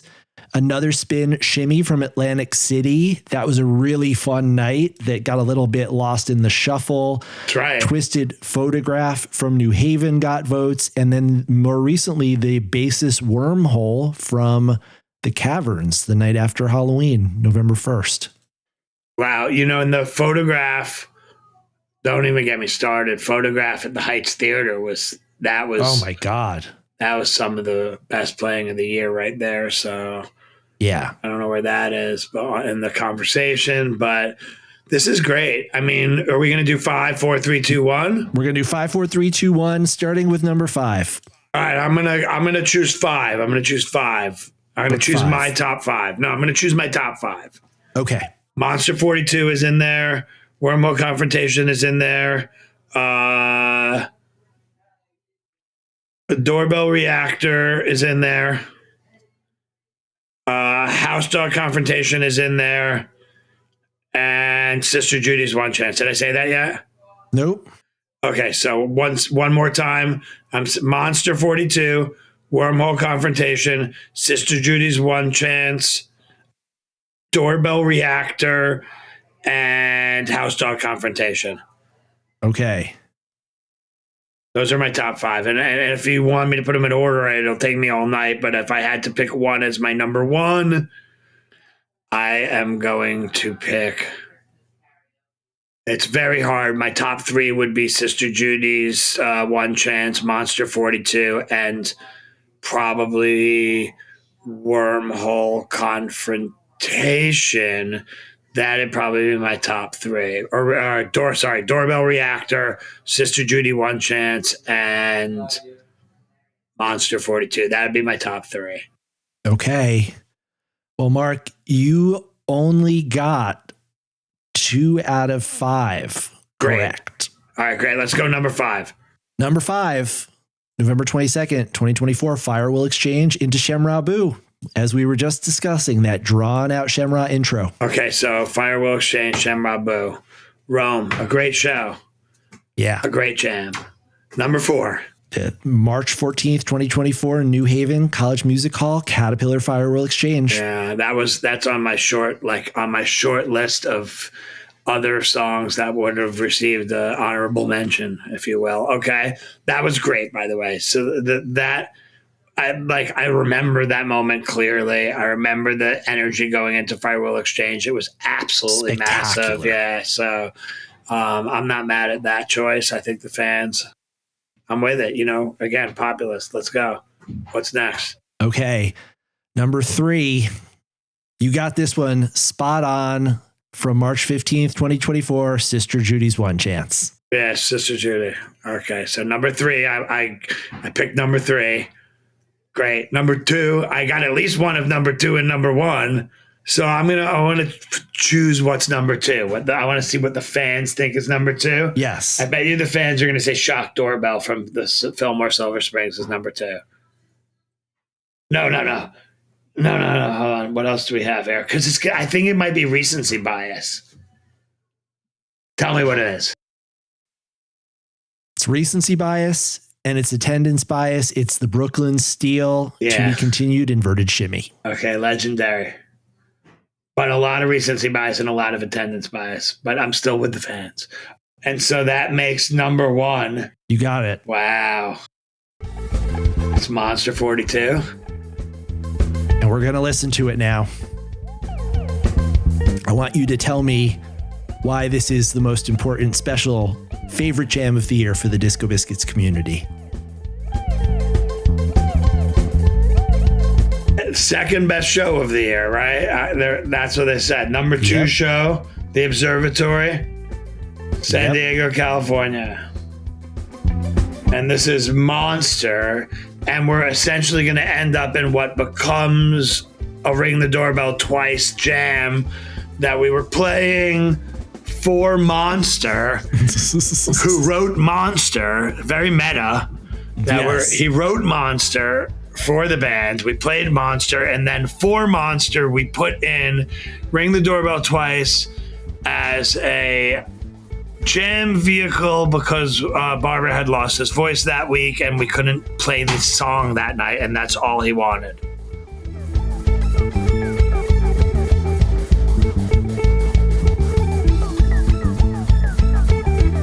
amazing. Monster 42 Jam of the Year. Sister Judy's. I mean, it could have been any of these. You know, it could have been House Dog Confrontation. I mean, that House Dog Confrontation is as good as anything we've played recently. So, Monster 42. I'm not mad at this. I think it's in my top 5. It's very long. It's got a number of distinct themes. It's got you on strings and on keys. It's got samples.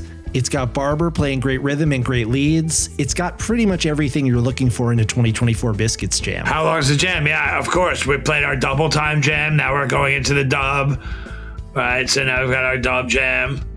Right, this was a great little dub jam too, if I remember correctly. The Allen hitting the 2 hits, the hits on 2 and the dub jams all year in 2024, which was a trick that Sammy used to employ way back in the day on our dub jams that had sort of left the, you know, kind of vernacular of the Disco Biscuits. It wasn't a part of our, like, you know, it was, oh, right, the short dub jam and the quick speed up. I love it.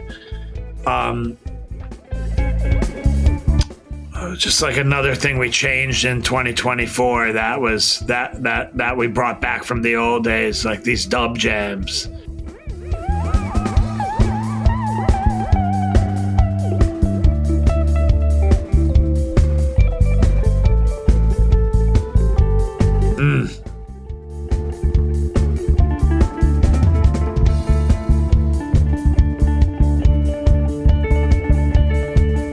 The key change.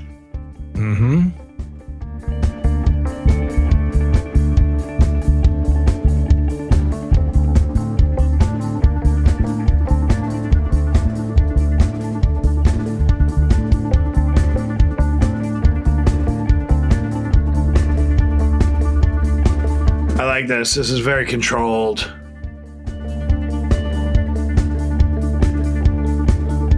What the hell I just did there? That was pretty cool though.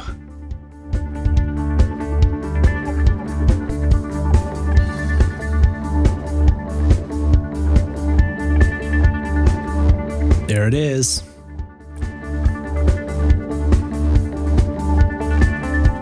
And it was noted that something like 80% of the Jam of the Year nominees featured you on the Moog bass. On keyboard bass? People love me on keyboard bass.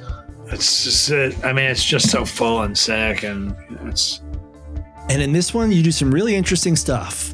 I've just gotten a lot better at playing the keyboard in the last 2 years. Both with the sidechain compressor pedal, which is nice, but also without it, and you know, songs like "Leave Me Alone" and some of the other stuff that we've been doing this year. I've been kind of leaving the pedal off and just playing it with my fingers. I found this really cool 303 acid bass sound that's on it's called Alkaline on the Moog. And I played it for much of the Tractor Beam show in Pine Creek. I was on this kind of new sound. And then there was a jam that I was listening to not long ago. I think it was in Buffalo. And I was like, what is that I'm hearing? And ultimately, I determined that it was me on the Moog playing this 303 sound. And I mean, towards the very end of the tour, I like unlocked a new level of playing 16th notes on the Moog. I had just a new technique where I was using both my thumb and my forefinger, and it kind of just like they hit slightly differently, and so the notes have a little bit of swing in it, but like just like as the year went on, my fingers were just getting more and more like precise on the keyboard. And there were some jams just in that last week that were influenced by stuff that I was doing out at the Pine Creek Tractor Beam show that was just unlike anything I'd ever played before. It didn't even sound like, for a minute it sounded like it was Magner on the computer. Like it was like so like locked in that it sounded like it was coming off of Magner's computer, but the rhythms kept changing, and then eventually like I like did something where I was like, oh my God, that's my Moog. Sick. When you can't even tell what you're playing or who's playing what. Yeah, I'm into this jam. Well done. The fans win again. Now what I want to know is, did the fans write in jams? Yeah, we already talked about the write-ins. So, but did any of the write-ins come anywhere close to like the jams that were picked? Is my number one question. The only one I think that you said the Mish jams were. Did those come close? Mish. How much did it come? Like, did it come in still last place, or did it eclipse some of the jams that had been picked by the advisory board? Yes, it did. Okay. It eclipsed the Wormhole from Aspen. Okay.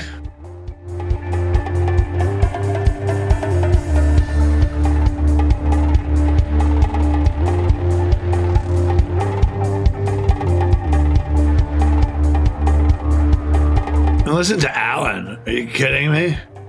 Yes, Alan with the pitch shifted conga E-drums. Another just consummate 2024 Alan sound.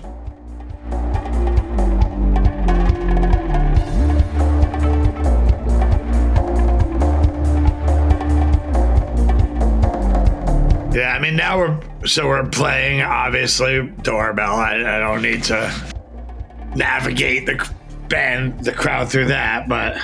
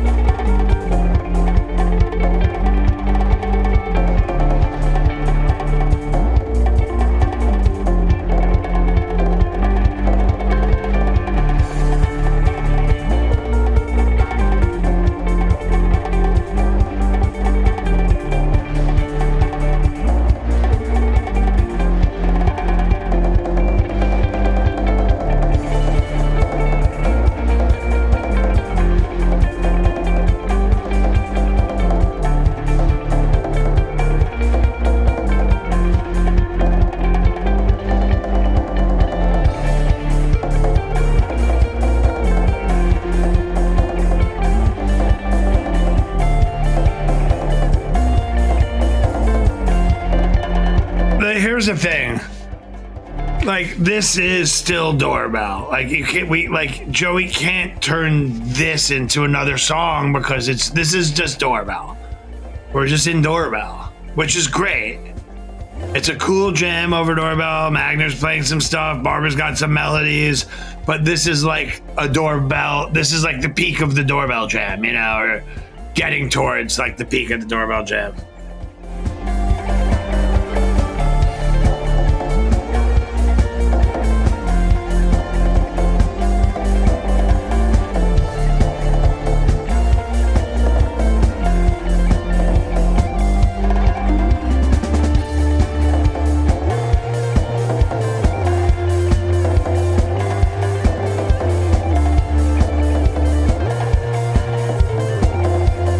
It's good. That's my commentary. It's good.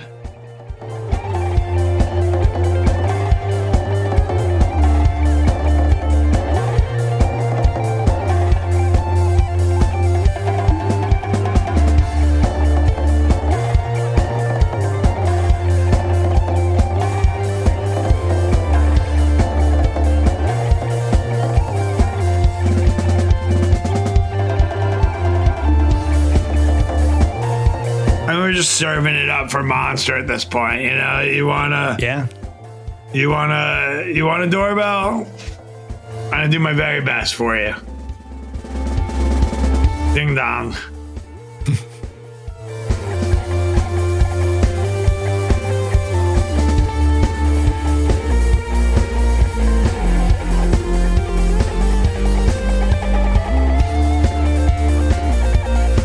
I just want to point something out.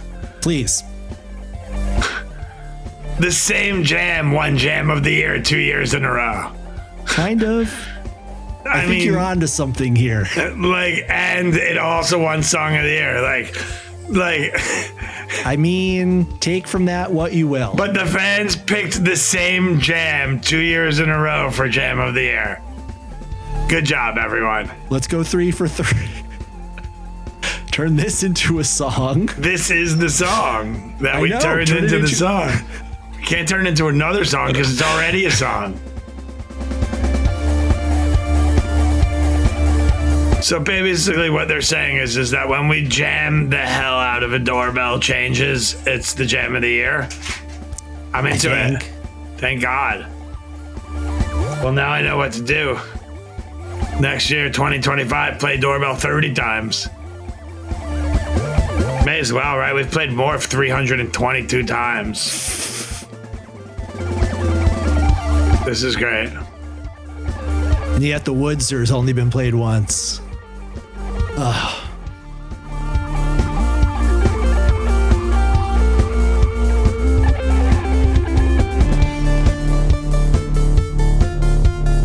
In this jam's defense, it's not just this, because that was the doorbell segment, and now I'm not attacking this jam. I am just noticing. There's so much more. An observation. My observation is that doorbell one has just been running away. Doorbell is just running away with all the awards. Multiple years in a row of awards, you know what I mean? Yeah. Doorbell is a behemoth. The Michael Jordan of biscuit songs. Yeah. The Michael Phelps. Isn't he a pothead? I feel like Michael Phelps is more. He's the Michael Phelps. Doorbell is the Michael Phelps. The Lance Armstrong. Because maybe Doorbell's on steroids? Juicing.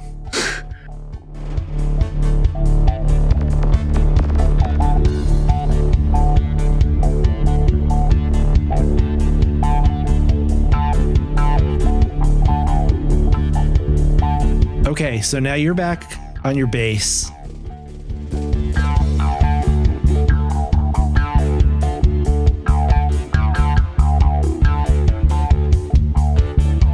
We're gonna have to go from D to E sometime soon. Probably here, you know. It's gonna happen soon. Okay, now Magner fastens onto this little pattern.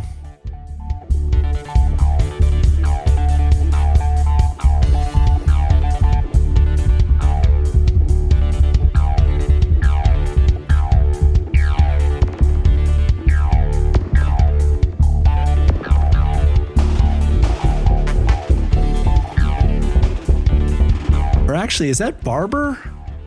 Probably. Yeah, that wow, that's Barber. Okay. Okay, yes, because Magner's doing the lasers in the background.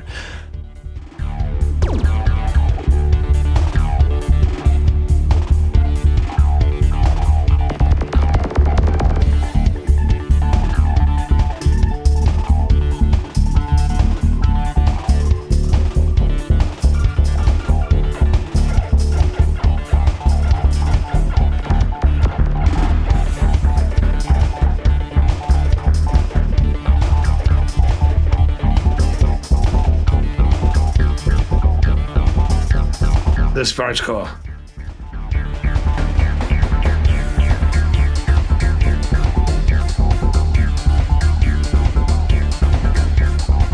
Now I'm on my Dino Baby sound, I think. Yep.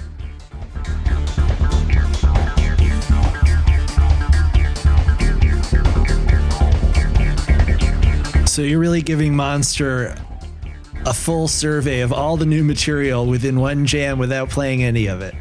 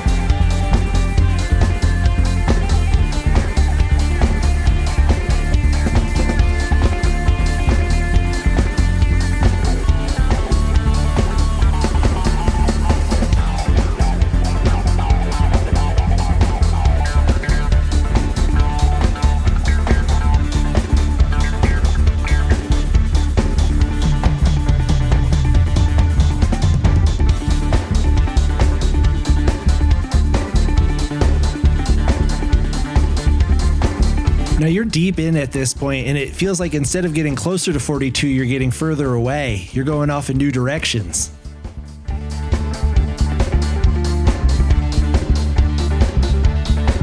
I mean, we're doing our thing there. This may be my favorite part of the jam so far.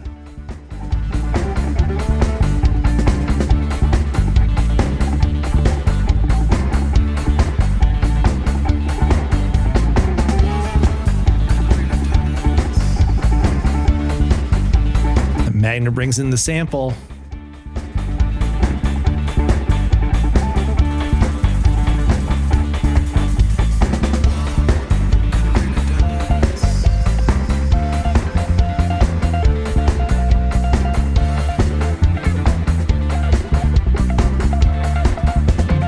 And if I recall correctly, this is the first time where Magner incorporated a sample into a jam this tour that wasn't Alan Watts during a dub jam, wasn't something during a Caves.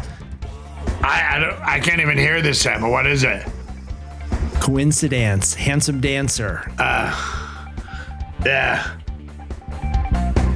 A lot of coincidence. I mean, John and Alan and I are just locked the fuck in right now. It's just like, this is... John's doing some great Nile Rodgers, amazing rhythm playing. I feel like a lot of the best jams this year, John is showing off his chops as a rhythm guitar player. As opposed to past years, you expect the jams of the year to be John doing Jimmy Page shredding. He's doing a lot of rhythmic playing in these jams that... What people probably don't know is that John spent a lot of time working on his rhythm playing over the last couple of years. I mean, he just practices an absurd amount, more than anybody on his instrument. But I catch him doing a rhythm exercise aimed at getting it as like precise as possible. He does it with a metronome, and he kind of follows Corey Wong's rhythm exercise. So now we're just gonna go into like a kind of little Blisco-y, like Run Like Hell jam. Take it right home. Is this inverted 42? Nope.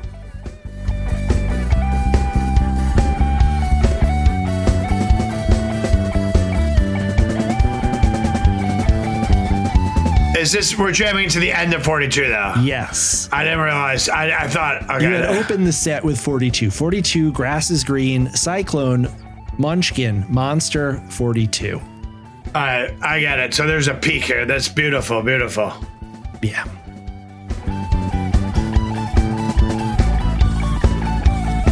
Well, that explains why we never went to E. This whole time I'm like, we're just going to sit in D? How, are we ever going to go to E? There you go. The 2024 Jam of the Year, February 2nd, Monster into the end of 42. Now, Mark, some surprises here, maybe some things that you probably were expecting, but I want to know, does the information that you just received, does this download of data change how you're thinking at all, change how you're looking at the New Year's run, looking at 2025 and beyond, the knowledge you have based on the fans' reactions? Yeah, I'm going to ring the doorbell twice at every single show from here to the rest of our career. Listen, is it Rick Rubin who says it best that, if you start to do what you think the fans want you to do, then you lose the magic. It's like the magic is to do what you think is the right thing to do, which is how we got all of these moments that the fans love in the first place. And so we're just going to have to kind of keep our blinders on. Unfortunately, I have an affliction. I remember every single thing that's ever happened or been said. And so that's a blessing and a curse. It's a blessing for moments like these where we get to sit together for 2 hours and reminisce about the last 30 years that we've spent, nearly 25 of them together as friends. And, wow. And besides the like 10 that you disappeared to be on Survivor, which, by the way, listen, season 47, no spoilers. I know it's over now. Yes. I've never seen, I just want to share this with you. I've never seen Survivor before. I've never watched Survivor, but this year I started with episode 1 of season 40. Actually, I watched just haphazardly, like turned on the finale of season 46. Last year, I was just, like, whatever it was, I was just happened to turn it on during fire making. And I went from fire making through the jury, and it just sucked me in. Like, even last episode, I didn't know anything that was going on or who they were or anything. And it sucked me in. And then I was like, oh, so psyched for 47, and John Levitt was on it. And so I thought that, like, it would be interesting. Of course, he got voted off in episode 1. And a couple things about this, because I know you're a Survivor expert. I don't know if you watch still every episode. Did you watch the season? I did not watch this season. Right. Excellent season. And a lot of people are saying it was one of the best seasons of the modern Survivor times. Yes. It was excellent. It was so fun. And another thing that's wonderful about it is it's something that's not biscuits related that, you know, John and I get to like connect over on tour when we're on tour and Survivor's happening. There's a lot, A, to talk about, B, there's a lot of jokes to be made in the interim when one of us has watched it but the other hasn't, and like we don't want the one to fuck it up for us. So it was just great, and I wanted to share that with you because I know as an expert and former contestant and Survivor, I feel like maybe I should. What season were you on? We're not going to talk about that one. You can watch all the other seasons. You get enough of me already from the shows and from Touchdowns All Day. I'm going to find it. It's on the Google. It's on the Google. It's season 30, Worlds Apart. It's the class warfare season. It didn't age well. It's a very unpopular season. It's got a lot of nastiness to it.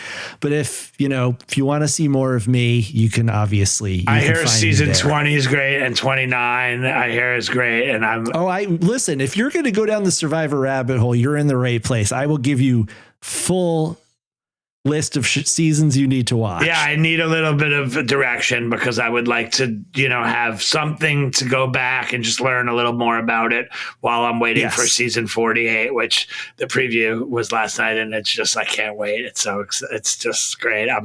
I am typically the type of person that waits 47 or 48 seasons to get into a new TV show. So this is par for the course. Well, there's no danger of Survivor going away anytime soon. They've already planned out through season 50 at least. So you've got plenty still in the future, and you've got decades of seasons to catch up on. And luckily, Jeff Probst is Benjamin Button because, that guy's just getting younger. He's getting younger and younger and younger and younger and younger and younger and younger. Yeah. Well, Mark, this is great because now our dream of Disco Biscuits Survivor is coming closer to fruition. Somebody asked me recently who would last the longest out of the 4 of you. And here's my prediction. It's obvious. You are running things on your tribe, but then they swap everybody and you get voted out because the other tribe wants to get rid of you. Barber messes up a very easy vote, and Magner inadvertently gets voted out without even doing anything wrong. Yeah. Alan goes under the radar, but also wins some challenges, and also Alan wins 5 challenges, but loses at the fire making by some fluke. And Barber gets voted out with 2 hidden immunity idols in his pocket. And then at the end, when everyone's voting, Nick Francis, the guitar tech, wins 7-1. The only person who doesn't vote for him is Barber, because Barber didn't realize you vote for the person you want to win and not the person that you are trying to get rid of. So that's Disco Biscuits Survivor for you there. I've already gamed it all out. I love it. That's really fun. Little Rich is first out, I think. I think Little Rich was the first voted out. Listen, before we're done here, I just want to quickly recap from our last episode, which is that I was just kind of working on iRelease at that time, which became the new champions, which might even be called Siren Sing at this point. And the first time that we played it was in Hartford, and then the second time that we played it was in Buffalo. And the Hartford version is listenable. The Buffalo version, the mix is not great, and I'm not like loving the way that it sounds, even though it was a great performance of the song. But like, I think it needs to be remixed if it's going to be super listenable for my ears, because I like, you know, I wrote the song in a way, like have it mixed out in my head, and that's not how it's supposed to sound. But that Hartford version sounds really, really great, and like I could not be more proud of this band for BARBER specifically coming in and like learning that ukulele line note for note and like playing it note for note throughout the whole entire song, and like not deviating from the plan at all, and just like sticking with what is the heart and soul of the emotion in the song is in that line, and his ability to capture that on guitar. Just the evolution from that moment when we were last together, where I basically in real time was talking about the possibility of taking this new thing that I had written and making it the verses of Champions, that I had only decided that was a possibility in like the 10 to 15 minutes before we even got together on the pod, and then kind of watching that come to fruition on this last tour. And obviously there was 3 other songs that had been written in that time period which haven't been debuted yet, plus Without You still hasn't been debuted yet, but you know, Tantalize hasn't been debuted yet, and there's Titan, and there's and the Birthday song, so there's all this other stuff. But just in the time from last pod to this pod, watching the kind of creative process go down through just like being on ukulele to being like in the crowd. And I mean, just for a recap, I'm an overly emotional person, but when we played the song, it was very emotional in Hartford, and when we hit the end of it and brought it down into the very end refrain, which is like the same as the intro, the crowd erupted. And we've talked about these moments, like, you know, it was the moment in Mishawaka. I was going for that. This I couldn't have seen it coming from a mile away. I just like could have never telegraphed that we would play this song for the first time, that it would be just like emotional, beautiful like performance, you know, when we had just learned it over the previous 3 days, and it was just executed so beautifully, and then the crowd just kind of it was Champions has been around for 10 years, so the fans were like so excited that it was back, but it was like more than back, it was new. Yeah. It's like back and new and like done and finished. And I've been saying this for years. The song's not done, but it's done now. And it has a lot of meaning and emotion for me. And when we were driving I drove with Joey and Nell from Hartford to Rome on this last tour. And we played Champions, Siren Sing, or whatever you want to call it. We played it on the ride to Rome, and just when the verse part came in, like I just like built up into the song with the solo over the changes of Champions. You could hear Champions coming from a mile away, but then when we dropped down into the beginning of the song and then it turned into the new section, I just became overwhelmed with emotion and just like burst into tears in the car. And I'm like sitting in the car with like Nell and Joey, and I was like bawling. And it was like a mix of like happiness and like sadness and like exuberation and like hopefulness, optimism, and like it was just like all of these emotions just all together at once.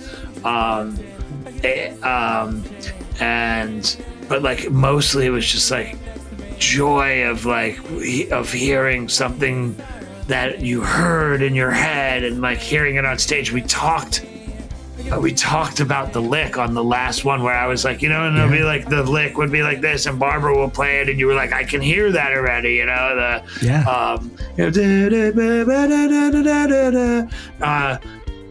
and so I just wanted to tell you what happened was on the day that we were playing the song, we had never gotten to that part of the song yet, the part that had the guitar lick in it. And we were going on stage and I said to John, hey, at the end of the I Release section, before you sing the vocals, can you play the vocal melody like at the top? And he like had his guitar and he was like, so like, and I was like, yeah, just like that, right at the top. We had never done that as a band before it happened on stage. Wow. But we had heard it. You heard it. I heard it. We could hear it. Yes. And then when it hit, it was exactly how we heard it. And it was just, and it was all parts of it were just as epic as I had imagined it.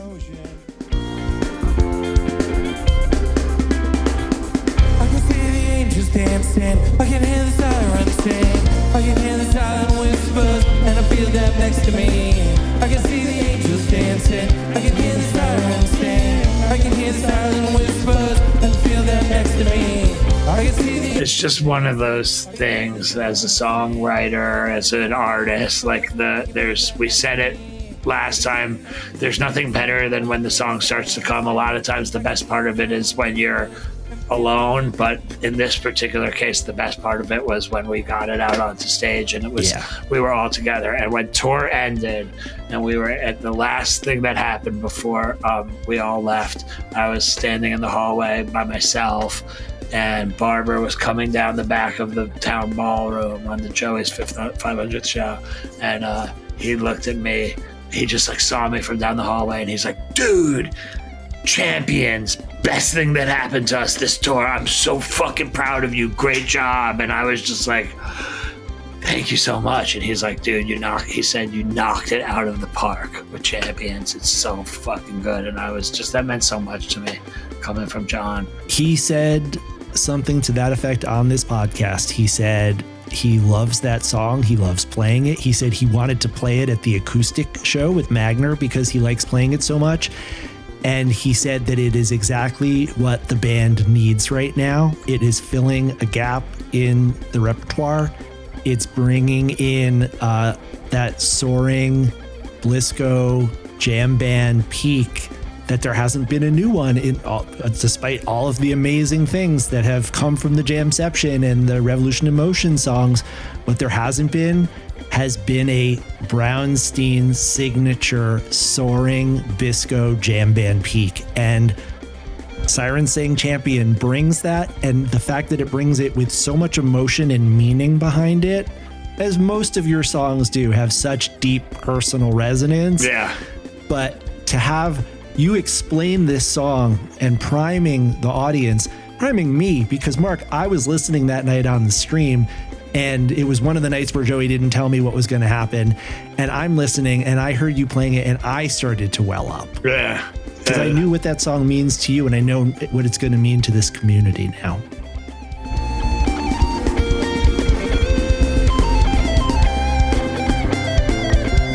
Yeah, it was really special. And like, it like reminded me, it's been like a long time since I've been writing. Yeah. And there was a lot of reasons behind that, but this was a triumph. You don't know if you're gonna succeed. It's been so fucking long since I've written a song that was great, because it's been so long that I've written a song. So just coming back and finishing that and having it kind of flow and become, they don't all flow that way, but I've got some good ones on tap right now. I got a bunch of good songs in the can ready to go. But yeah, I recognize that. It was the cheer that happened at the end of it. That's what it said. That's what it was. It was like, yeah, that we're cheering for this thing that is classic but new. Yeah. And so, yeah, I hear you. I'm a populist again. I hear the fans. I'm with you. Give the people what they want. And well, thanks for doing this one. It was a great one. Thank you for doing this. A great 2024. Guys, we will see you in Silver Spring. We will see you in Philadelphia, and we will see you out on the road in January for the Bubble Tour 2025. Marc, thank you again for an amazing year. Thank you for amazing podcast appearances, and thank you for getting back to songwriting, because I know that I speak on behalf of many people in this community when we say we want more Marc Brownstein original compositions, and I can't wait to hear all the other things you're working on find their way onto the stage. Awesome. Thanks. Appreciate it, Max. Thanks to Andy as well for helping us through this one.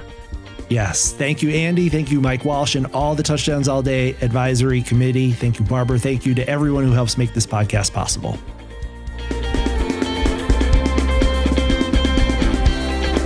Well, that does it for 2024. I cannot wait to see what 2025 has in store for us. But first, the New Year's run. I will see some of you in Silver Spring and Philadelphia, more of you out on the road on the West Coast in January. Everyone else, you can continue to stay tuned here to Touchdowns All Day. And I promise you, we will have a lot more fun stuff for you in 2025. Touchdowns All Day is an Osiris Media production. This episode was written, produced, and edited by me, Max Dawson, and mixed and mastered by Matt Dwyer. This and every episode of Touchdowns All Day would not be possible without the contributions of many women and men, including the Disco Biscuits road crew. Ben, Pat, Nick, Brian, Rich, Dane, Amin, Herm, and Tara Gracer, our photographer. The band itself, Mark, John, Aaron, and Alan. Ben Baruch and Andrew Kaplan at 1111 Management. The Touchdowns All Day Advisory Committee. That's Andy Bazany and Mike Walsh at the Biscuits Internet Project. Russ Tabes, Dave Cook, Scott McClintock, Rich Steele, Ian Armstrong, and our newest members, John Goldberg, John Polides, and Colleen Stern. Our multimedia producer, Alex Mazer. Coaches Joey Friedman and Steve Martocci. And of course, extra special heartfelt thanks to Lisa Gutwillig, Deb Brownstein, Angelica Magner, Sandra O'Quinn, Andrea Rivers, and Avery McMahon. On behalf of John Barber and the entire Touchdowns All Day family, this is Max Dawson saying happy holidays, happy new year. We'll see you in 2025. We're mass communicating.